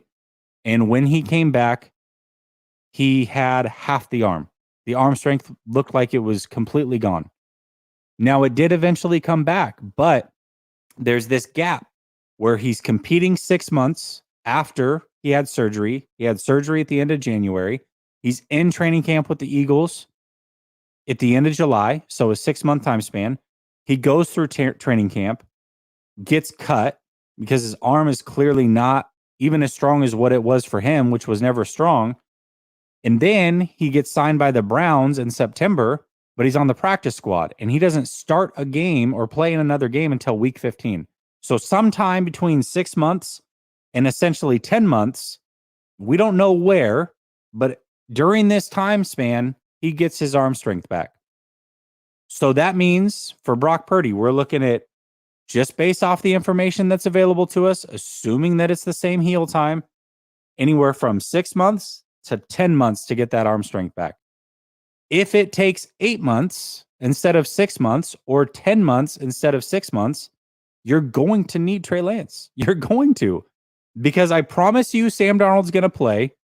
And anybody who thinks that Sam Darnold isn't a bonehead is going to learn very quickly that he is a horrible decision maker, and they're going to want to see Trey Lance play too. So that's my only disagreement is like, hey, if eventually Purdy comes back and he's got his arm strength and he's the guy and he's healthy and Sam's healthy and you've drafted this rookie quarterback and you've got Trey and it's before the trade deadline, then move on from Trey. But doing it now, I don't think now's the time to do it. That's me personally. All right. We're going EMA beats. We're going No Border Sports. We're going T. Then we're going Alex. Let's go. Up EMA beats. EMA beats. You're on mute. Jesse. I got you. All right. There we go. You What's hear up, me? man? Yes. Okay. Trying to get my AirPod in, man. I don't know why it's Oh, yeah. Now it's cutting out really bad. Here, leave the studio and come back. I think sometimes when you sit for a while, it does this. It trips out. Leave the studio and come back. And then I'm going to go to No Border Sports, and then I'll come back to you. All right? Yeah, I don't know. I don't know what happened. All right. We'll go to No Border Sports. What's up, brother? How are you? Go Sonics. Go Sonics. Wow. I just want to Jeez. say Detlef Shimp would run the floor with them Sacramento Kings right now. I don't care if the Kings fans don't like it. It's the truth. Detlef Shrimp. You got your all number. Hey, we had a little Detlef Shrimp over in Portland as well. I feel it. I know. That's why I thought, is hella obscure, and you and I definitely know who we're talking about. So let's talk about Trey. Let's talk about Cap. So trading Trey, right? It's going to make it so we have to restructure somebody's contract to then sign our rookie class and to then extend Bosa. So you're going to do that for a second round pick when you could just maybe leverage some of your second round pick from next year? You know what I mean? If you really need something. And I think a lot of people, they're thinking, you made a great point. You're going to need Trey. You're going to need Trey. You're going to need Trey. Remember what happened in the championship game? Why did Brock Purdy have to come in after Johnson went down? It's because he knows the language. He's the only one who could call the play. CMC couldn't do it. Nobody else could do it. Do you think Sam Darnold's how many years has Sam Darnold been in the league, and how many offensive coordinators has he had? Quite a few. Yeah. Has he ever gotten one system down? You know what I'm saying? Time, yeah. Exactly. You expected too much of this guy. You know what I mean? And if the 49ers are going to make this mistake, and look, you're talking about throwing away 3 first rounders essentially anyways, right? So what's the sense on just completely throwing them away and just making sure you've got that handled? Because once you trade him, it causes extra thing. And we don't even know where Kerry Hyder's contract and the other contract. Conley. Yeah. We don't know how they hit the cap yet, but Jason Hurley said we got like 500,000 of wiggle room right now. And when we trade Trey, it's just, or that's when we trade Trey, and we need 700,000 or more to just sign our rookie class if we stay at the picks where we're at. Yeah. So to me, it's well, like, and then you're adding in another pick that's higher, and so now it's even Right. more money. Right. yeah. Yeah. So it doesn't make sense at all to Right. do this. It doesn't. Yeah, But that's listen, also I'm what with you. Kyle does. I think logically it doesn't make sense, but Right. the rumors aren't going away for some reason. The 49ers quarterback controversy needs to do like a 6-week darkness retreat. I'm just saying. You They know what need I'm to enter saying? the dark cave with Aaron Rodgers. Bro, I got a Seahawks homeboy. You think he would be relishing in this, and he is just like, God, can we just shut up from this Trey and Brock Purdy talk already? Holy shit. Yeah. But hey, thank you for having me on, sir. Have a wonderful evening. All right, man. You have a good one. Thanks, bro. Peace. It's funny. No, I mean, there's so many ways it doesn't make sense. I agree. Monza says Trey improves too quickly to not have a Super Bowl shot. Yeah, I mean, I think that's it. Again, if you look at the nuances of Trey Lance, just pull the stats away. I get it. They didn't beat the Bears. Stats don't look great. We say rain game, you say whatever.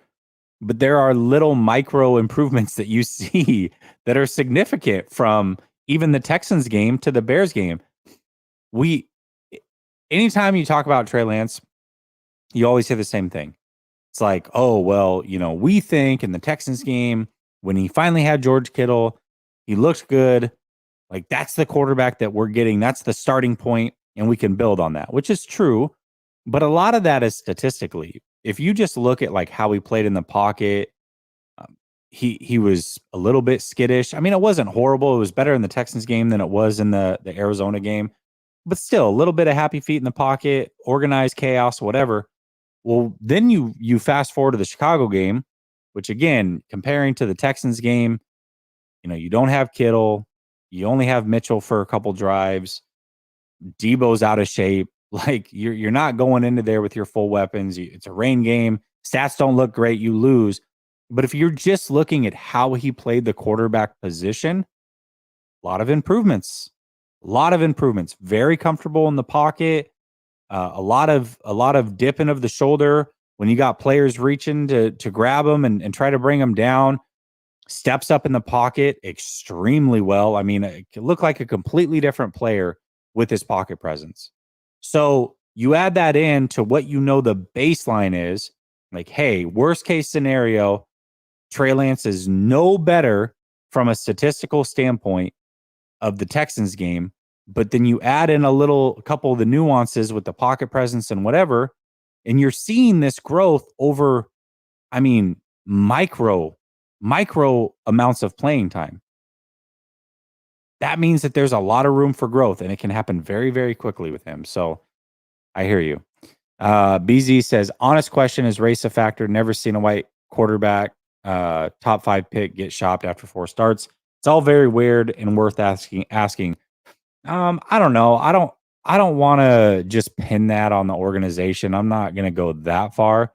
I think race is definitely a factor when you get into these conversations, and not with everybody. I'm not trying to say it's everybody, but there's definitely a racial factor in a segment of the fan base. I'll say that. And I don't think there's any doubt about it. I mean, you can tell by the way that people talk. It's very easy to point it out. But I don't want to put that on the franchise. But I will say that I do think that especially when it comes to I'll just say the smart positions, quarterback, center, where you have to use your brain and be the smart player. I think that black players or black quarterbacks have to prove way more than white quarterbacks do in that situation. And I think that's a league-wide thing, period. And it happens with coaches, it happens with hires all the time. So yes, there's definitely some bias there, but I'm not going to pin it all on that for this situation. Sean says, I think there has to be that thought of race. What else could be the answer? I just think impatience is the answer here. That's me personally. I'm going to get to T, and then I'll get to the rest of the super chats, and then Alex. Actually, never mind. EMA Beats. We're going to try this again. Hold on. I forgot EMA Beats was back in. Up, EMA Beats. What's up, Jess? Can you hear me? Yeah, you're still cutting in and out a little bit. Can you take it off your AirPods or your AirPods and then see if the phone works? Yeah, let me try it out. Okay. Can you hear me? You're still cutting out really bad. Can you hear me, Jess? Yeah, you're there, but you're cutting out really bad. I don't understand. It's a brand new phone. That's crazy. I don't know, man. I have no idea what's going on. I'm not sure, but Okay. it's like it sounds like you're underwater. Go back and listen to it when you're off, and you'll hear what I'm talking about. But we're definitely not going to be able to get through a conversation when you sound like this for whatever reason. I don't know what's going on, man. Okay. Yeah, I have a different phone, but yeah, I know it's getting we're at the tail end of the show, so no problem, man. Maybe All on the right, next man. one. You have a good one. Later. That sucks, man. I always like talking to EMA Beats too. All right, let me get to some of these other super chats. Gammon says, I don't want a channel popularity or fame. Somebody must be asking him about a channel. I know some people were asking you about a channel last time. I agree. I thought that's kind of the direction you were headed in, man, but it doesn't seem like that's what you're looking for. Dustin says Kyle will trade Trey Lance for a 3rd round running back that they won't use. Maybe. Maybe.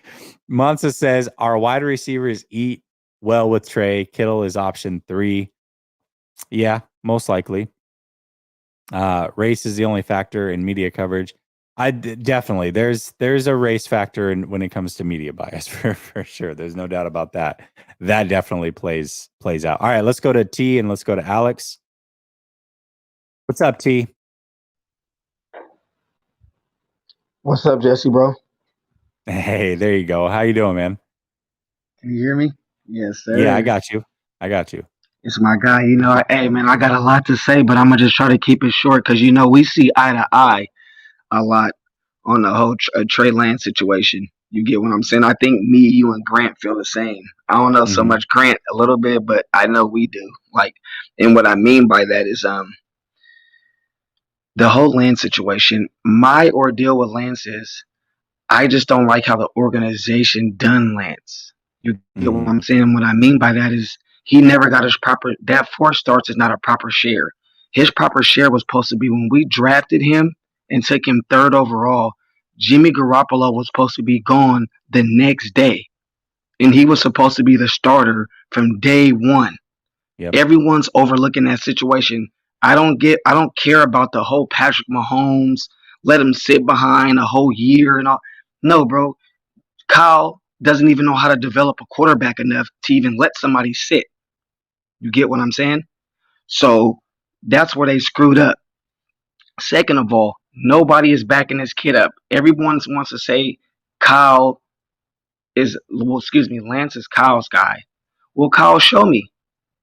I know you don't want to come out and let everybody know your hand, but come out and back the kid up and say, hey, this is my guy. And anybody that don't want to fall in line, the George Kittles, the Trent Williams, the Deebo Samuels, whoever, John Lynch, whoever doesn't want to fall in line with this kid and let this kid get his proper, then you can go. You can get out of here. We can find a new place for you. You get what I'm saying? And that isn't being done. So that's why this whole quarterback carousel, in my opinion, it keeps going on until Kyle deads it. I just don't. I'm super angry about the situation, and I'm feeling like if I'm Lance at this point, I'm like, hey, the only way Kyle can show face is if he starts Lance and Lance shines.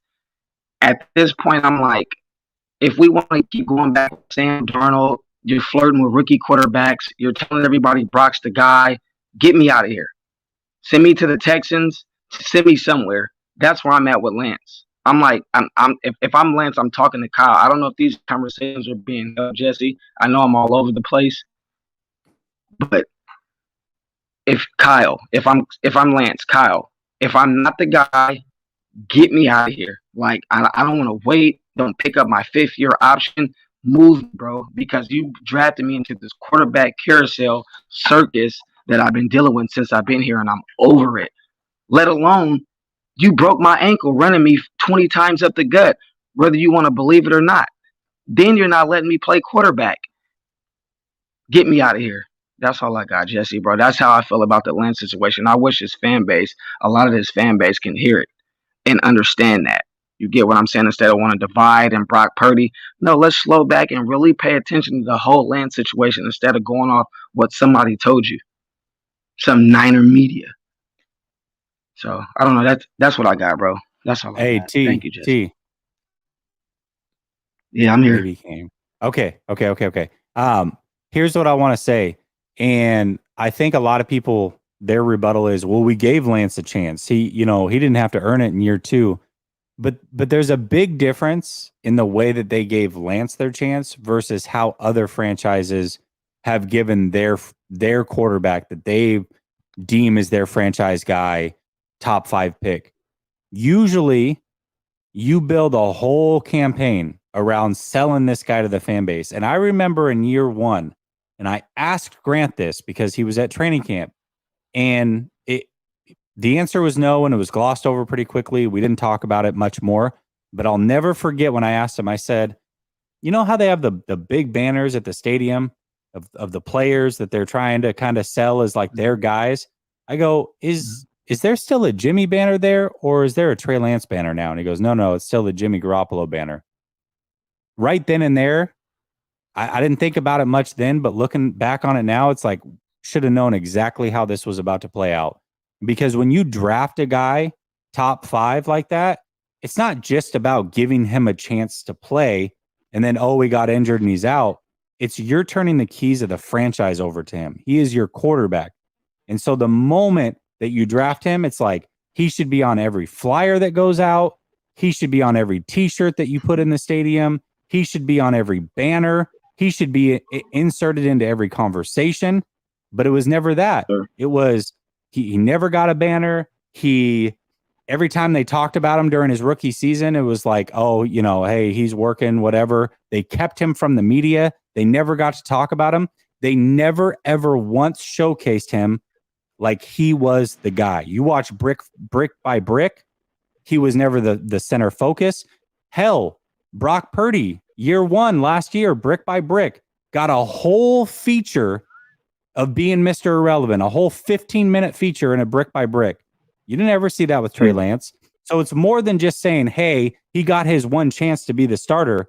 It's, did you really, really, really get behind him? Or did you kind of give him his chance and we're like, we gave him his chance. He got hurt. Tough luck. We're moving on. That's the way I see the situation. Period. You hit it dead on, Jesse, and I love you, bro. Just for everything. I don't like how just the whole Lance situation, bro. How the whole team I I'm not digging it. You get what I'm saying? And just I have my own personal feelings. I'm a diehard Niner fan. I've been a Niner fan all my life, but this quarterback situation right here, bro, is really turning me off. I feel it. I definitely feel it. I hear it in your voice, man. We definitely see eye to eye on it, and I appreciate the call, man. Thank you, Jay. All right, man. It's a good call. It was a good call. And I mean, that's maybe not everybody agrees with that. That's totally fine, but that's how I feel. I mean, it's not just about playing a kid. Oh, he got his one chance to play. There's so much more that goes into it. When you have your franchise guy, you go find me one team that hasn't gone through those steps that I talked about, where it's like, oh, you hand out the little programs at the flyer when they come to the game. Guess who's on the front of it? You hand out t-shirts for everybody for a red out or a white out. Guess who's on the t-shirt? You got the banners hanging from the stadium. Guess who's there? But they did the opposite. They didn't do none of that. There was no features. They didn't talk about him. It's like he didn't even exist on the team the first year, except for when they had to play him because Jimmy was injured. The whole thing was fishy from the beginning. The whole thing. And I definitely I feel where T's coming from, because I feel the exact same way. All right, we'll try EMA beats one more time, and then we're going to Alex. All right, let's try it again, man. How we sounding? Oh, much better. Much better. I had to restart my phone. That's crazy. There we go. It's working, though. It's working. Right on, champ. How's it going, man? It's going good, man. I'm glad you're able to get in. Sorry it took a few times, but I'm glad you stayed persistent. Yeah. I just figured, man, let me restart my phone and see if it'll work this time around. If not, then I give up for the night. It ain't meant to be sometimes, yeah. Yeah, man. Just gotta let it live. But yeah, man, this whole stuff going on with Trey, the sentiments from the prior caller, and then even yourself, man. You guys, you're speaking, we're speaking the same language, man. It's really ridiculous. And from what we're looking at, 61 touchdowns and 55 interceptions for Sam Darnold, and that's not including. Is that all turnovers as a whole, or is that excluding his? No, that dude stumbled like a million times. Well, that's what I'm saying. So we're gonna bank on the fact that Brock's gonna come back perfectly fine. Sam Darnold's gonna start in the interim. We're gonna get whatever's Dorian Thompson-Robinson, and we're just gonna bank on Sam Darnold starting for the time being until Brock comes in. And then if Sam goes down and Brock doesn't come all the way in, then it's going to Dorian, and then we're just pissing away the season? Or what's going on? Is that what it sounded like? Everybody's, well, not everybody, but for those that are okay with Trey getting shipped out, is that what we're looking at? Versus somebody who's been here for going on 3 years, who's got familiarity with the system, who hasn't really got his opportunity, has a lot of a great deal of potential, very studious, very coachable guy, and already is actually better, a lot better than what he's getting credit for. Is we want to just give that to somebody else and just bank on Sam Darnold, coming in and not being a turnover machine for us. I mean, I just hate the fact that he's younger than DTR still. He's younger than DTR. Trey Lance is. Exactly. And I mean, I get the whole he hasn't gotten many opportunities to play as far as college wise, but he hasn't even gotten his NFL shot. And that's what I keep harping on is like, Justin Fields got 2 seasons. Mac Jones had 2 seasons. Zach Wilson's had a season pretty much and a half, which he's had to sit down. He's not looking too hot. Trevor Lawrence has needed 2 seasons. He played really good this year, Trevor Lawrence. And, Justin Fields is looking much better. But after 17 or more games, that's pretty much what you could expect. But Trey hasn't gotten that. Every single one of those guys, by the way, if you take their worst games and compare it to Trey's worst game, Trey hasn't played near as bad in his worst game as any of those guys have. Not one of them. Exactly. That's all I'm saying, man. It's just I think there's just a lot of eagerness to get Trey out of here. It's like, we'll move on. They've already, said that they've already shown, with John, I think, and John is kind of, he's kind of the,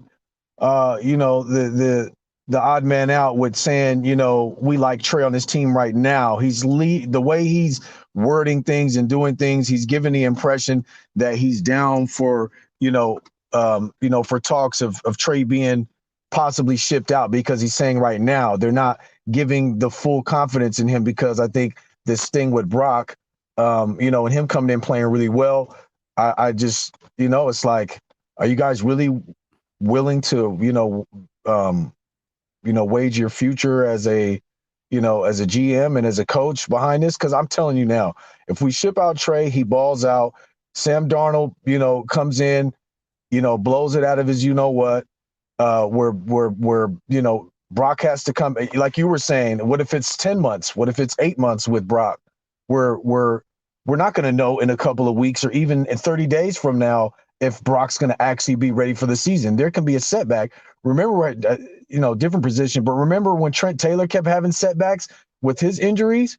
It's like, he kept having those leg injuries, but he was getting infections and stuff that was happening, and later on in his healing process. So you can't predict those kind of things happening.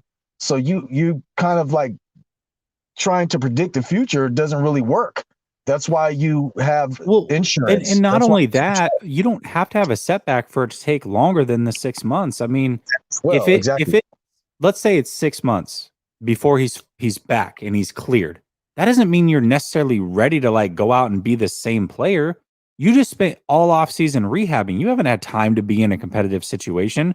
So just to get like back in the flow of a game and kind of get that competitive juice flowing and throw in competitive situations a few weeks. Like at the very worst, if it's a 6 month recovery and he's fully ready to go, doesn't mean that the arm strength's fully back. Doesn't mean that he's ready for a competitive situation. Like that just means that you're cleared to play, but there's still some hurdles that you got to go through to show that you're like ready, and you're the same guy at the very least.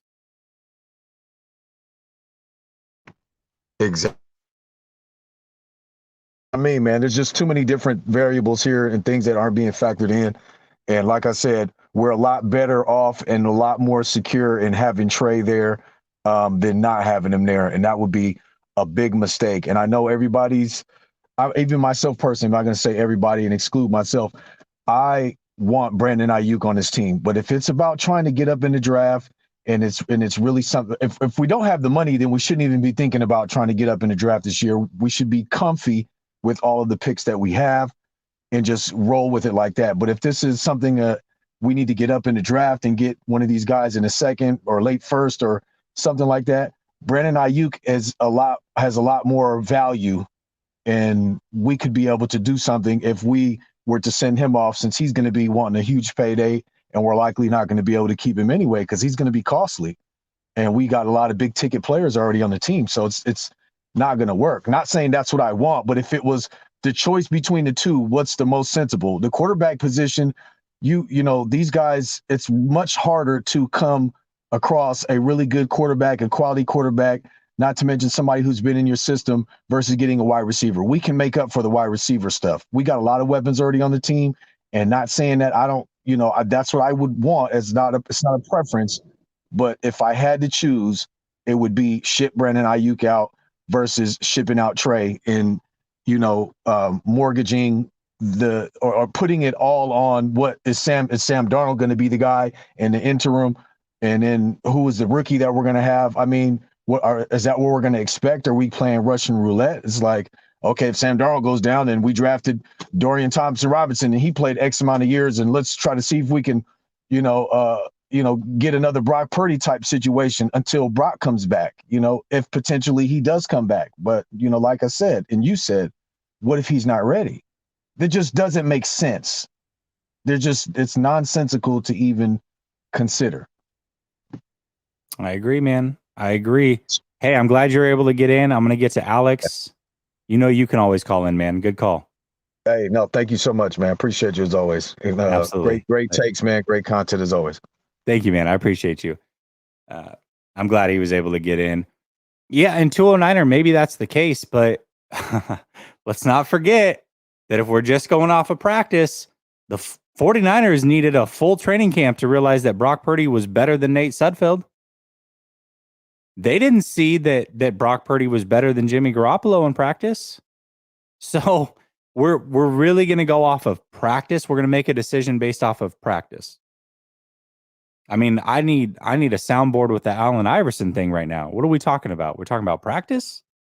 We're talking about practice, not the game. Not the game. We're talking about practice. Come on, man. Talking about practice? I need the soundboard right now. It's ridiculous. Gammon says, at Fish and Chips, will you call in? Would value more European fans in the chat. Where you from? Can I crash an Airbnb? BZ says, to have this opportunity with Brock Purdy's injury to finally see if Trey Lance can be who we drafted him to be with more weapons now and possibly let him go is what hurts the most. I feel like that's a love song, man. I'm not going to lie. Like, as I read it, it was like, okay, he's spitting. And then it was like, but what hurts the most? Like, that's the way that I got, like, at the very end. It's like, oh, man, I feel like am I reading a country song right now? What's going on? Hey, I appreciate it, though. No, I agree. Like, this is your time to figure it out. And you're possibly choosing not to do that. That's wild. Monza says, Jimmy sucked in practice, so please stop at the practice. Yeah, that's true. Jimmy was awful in practice. All right, we're going to get to Alex. What's up, Alex? Hey, how you doing, Jesse? I'm doing good, man. How are you? Oh, what the hell happened to Alex? Bruh. All this waiting for Alex to just be gone? I'll give him a minute. He's been kind of in and out. So, yeah, no, I'm no Grant Cohn when it comes to singing. I don't know, but that's just the way I felt. Like, in that moment, I felt like I was reading lyrics to a country song. I'm just being real with you. All right, let's try this again with Alex. All right, you there? Yeah. You can hear me? Yeah, I got you. I don't know what happened. Right. Sorry, man. No, it's been I don't know. I'm just gonna go ahead and just blame it on you. Yeah, fair statement. I'm just kidding. But no, there's been listening now for since the beginning of the show almost, and there's a lot of stuff that I try to take some notes and hear what everybody else was saying. Number one, I don't think that I don't think that Shanahan has shown his ability to coach a QB, bring up a QB, mentor a QB, and do what's necessary to groom a QB into greatness. It's very clear that it's a weakness with him, and because it's a weakness with Kyle Shanahan, it's a weakness with the franchise, and that's something that desperately has to change, in my opinion. And that's what has Shanahan done with any of his QBs in his tenure, except for get them injured? And when they do get injured, he blames them. But when his system is translated to other franchises, in the end. You there, Alex? Hello? Yeah. Okay. You're back. Did you get a call or something? No. It's maybe it's my Wi-Fi, but where did you hear me making the point about like Shanahan's system getting other QBs injured, not just in San Francisco, but clearly in other franchises the system goes to. Yeah, absolutely. And you just have to acknowledge what it is. The inability for Kyle Shanahan to recognize who Trey is, and I completely agree with you. And put him in the Brock Purdy system in the second half. I know we have such a small sample size, but I always have to come back to the second half of the Houston game, and he what's his name that imitated Kyle Shanahan on the QB network or whatever on YouTube. Yeah. I've had him on the show. Yeah. What's his name? Anyways, he's like pinned to the top. Like JT O'Sullivan. JT Yeah, O'Sullivan. JT. There you go. There you go. So yeah. So he, if you go back and you watch his video after the start in Houston, and when he talks about Trey Lance coming out in the second half, and Kyle Shanahan uses him under center, how efficient he was and how good he was. He finished the game with like 100 just in the second half. He finished the game in like what I think like 130 QB rating. He had his two TDs, and he was great. He was really really good in that game, and just the Cut out again. Alex, you there? oh my goodness. Okay, you're back. You're back. You're back. I was gonna say this Yeah. when I talked to JT on the channel. This was, I think it was right after the Bears game, if I'm not mistaken. It was right around the beginning of the season. It was obviously before the injury, but JT at that time, to me at least, made it very clear that he felt like, obviously we were talking about Jimmy and Trey at that time, but he felt like the 49ers were not going to win a Super Bowl with Jimmy at quarterback, and that if they had any chance to win a Super Bowl, they needed to play Trey Lance. That was Oh, his feeling yes. then. And Yes. listening to him talk about Brock Purdy, I'm putting two and two together, just how he talks about him, the way he praises him, but also it's kind of like on the back end, like, we'll see if he's enough. I don't know. I would be willing to bet if I was able to just ask him again right now, Trey Lance, Brock Purdy, who do you think, if the 49ers, if I said they were going to win a Super Bowl in 2 years, who would it be with? I bet you he would say Trey Lance. And then before I take off, I just want to close out like the main point that I'm making, which is bringing up Kyle Shanahan. Mm-hmm. I want to particularly address the caller that was talking about a good team can. Dude, I don't know what's going on. He blamed me. Remember, he blamed me. All right, are you back? Am I back? Yeah, I'm back. I'm back. Okay, so I was bringing up just to close on my point. Then thank you. About the good team. Good team can be elevated by a great QB, or a great team can have a good QB. And I just want to make this point surrounding Kyle Shanahan, because it's obvious that he has been at the doorstep, and what has limited has been the QB position the entire time, and his inability to faithfully manage and trust his quarterbacks on the biggest stages in the biggest moments. And while I can agree there have been some Super Bowls in history that have been won by mediocre to good QBs, that is not the majority of them. The majority of Super Bowls are won by excellent QBs on great teams. You have to have both of them together, and I don't think that unless they fully embrace somebody that has generational talent, which I believe that Trey has, is generational talent, that if he and Trevor Lawrence were in the draft again today, given Trey having one more year, I believe that him and Trevor Lawrence would go 1-2, and I don't know who would be number one. And that's just the amount of faith that I have in this kid based on what I saw in the Chicago game against Houston. And I don't think, I mean, do we want to settle for a QB rental, or do we want to have a dynasty franchise? I want a dynasty franchise as a fan. I don't know about you, Jesse. What do you think? Do you want a QB rental, or do you want your dynasty franchise? Man, I got the video on the channel, Mr. Right versus Mr. Right Now. You know what I want. Yeah. I mean, that's just a little bit about like my perspective on it, and I think that it's time for fans to stop settling. 49er fans, we have this mythology about our QBs because we had Steve Young and Joe Montana, but guess what? They're not on our team anymore. They don't exist.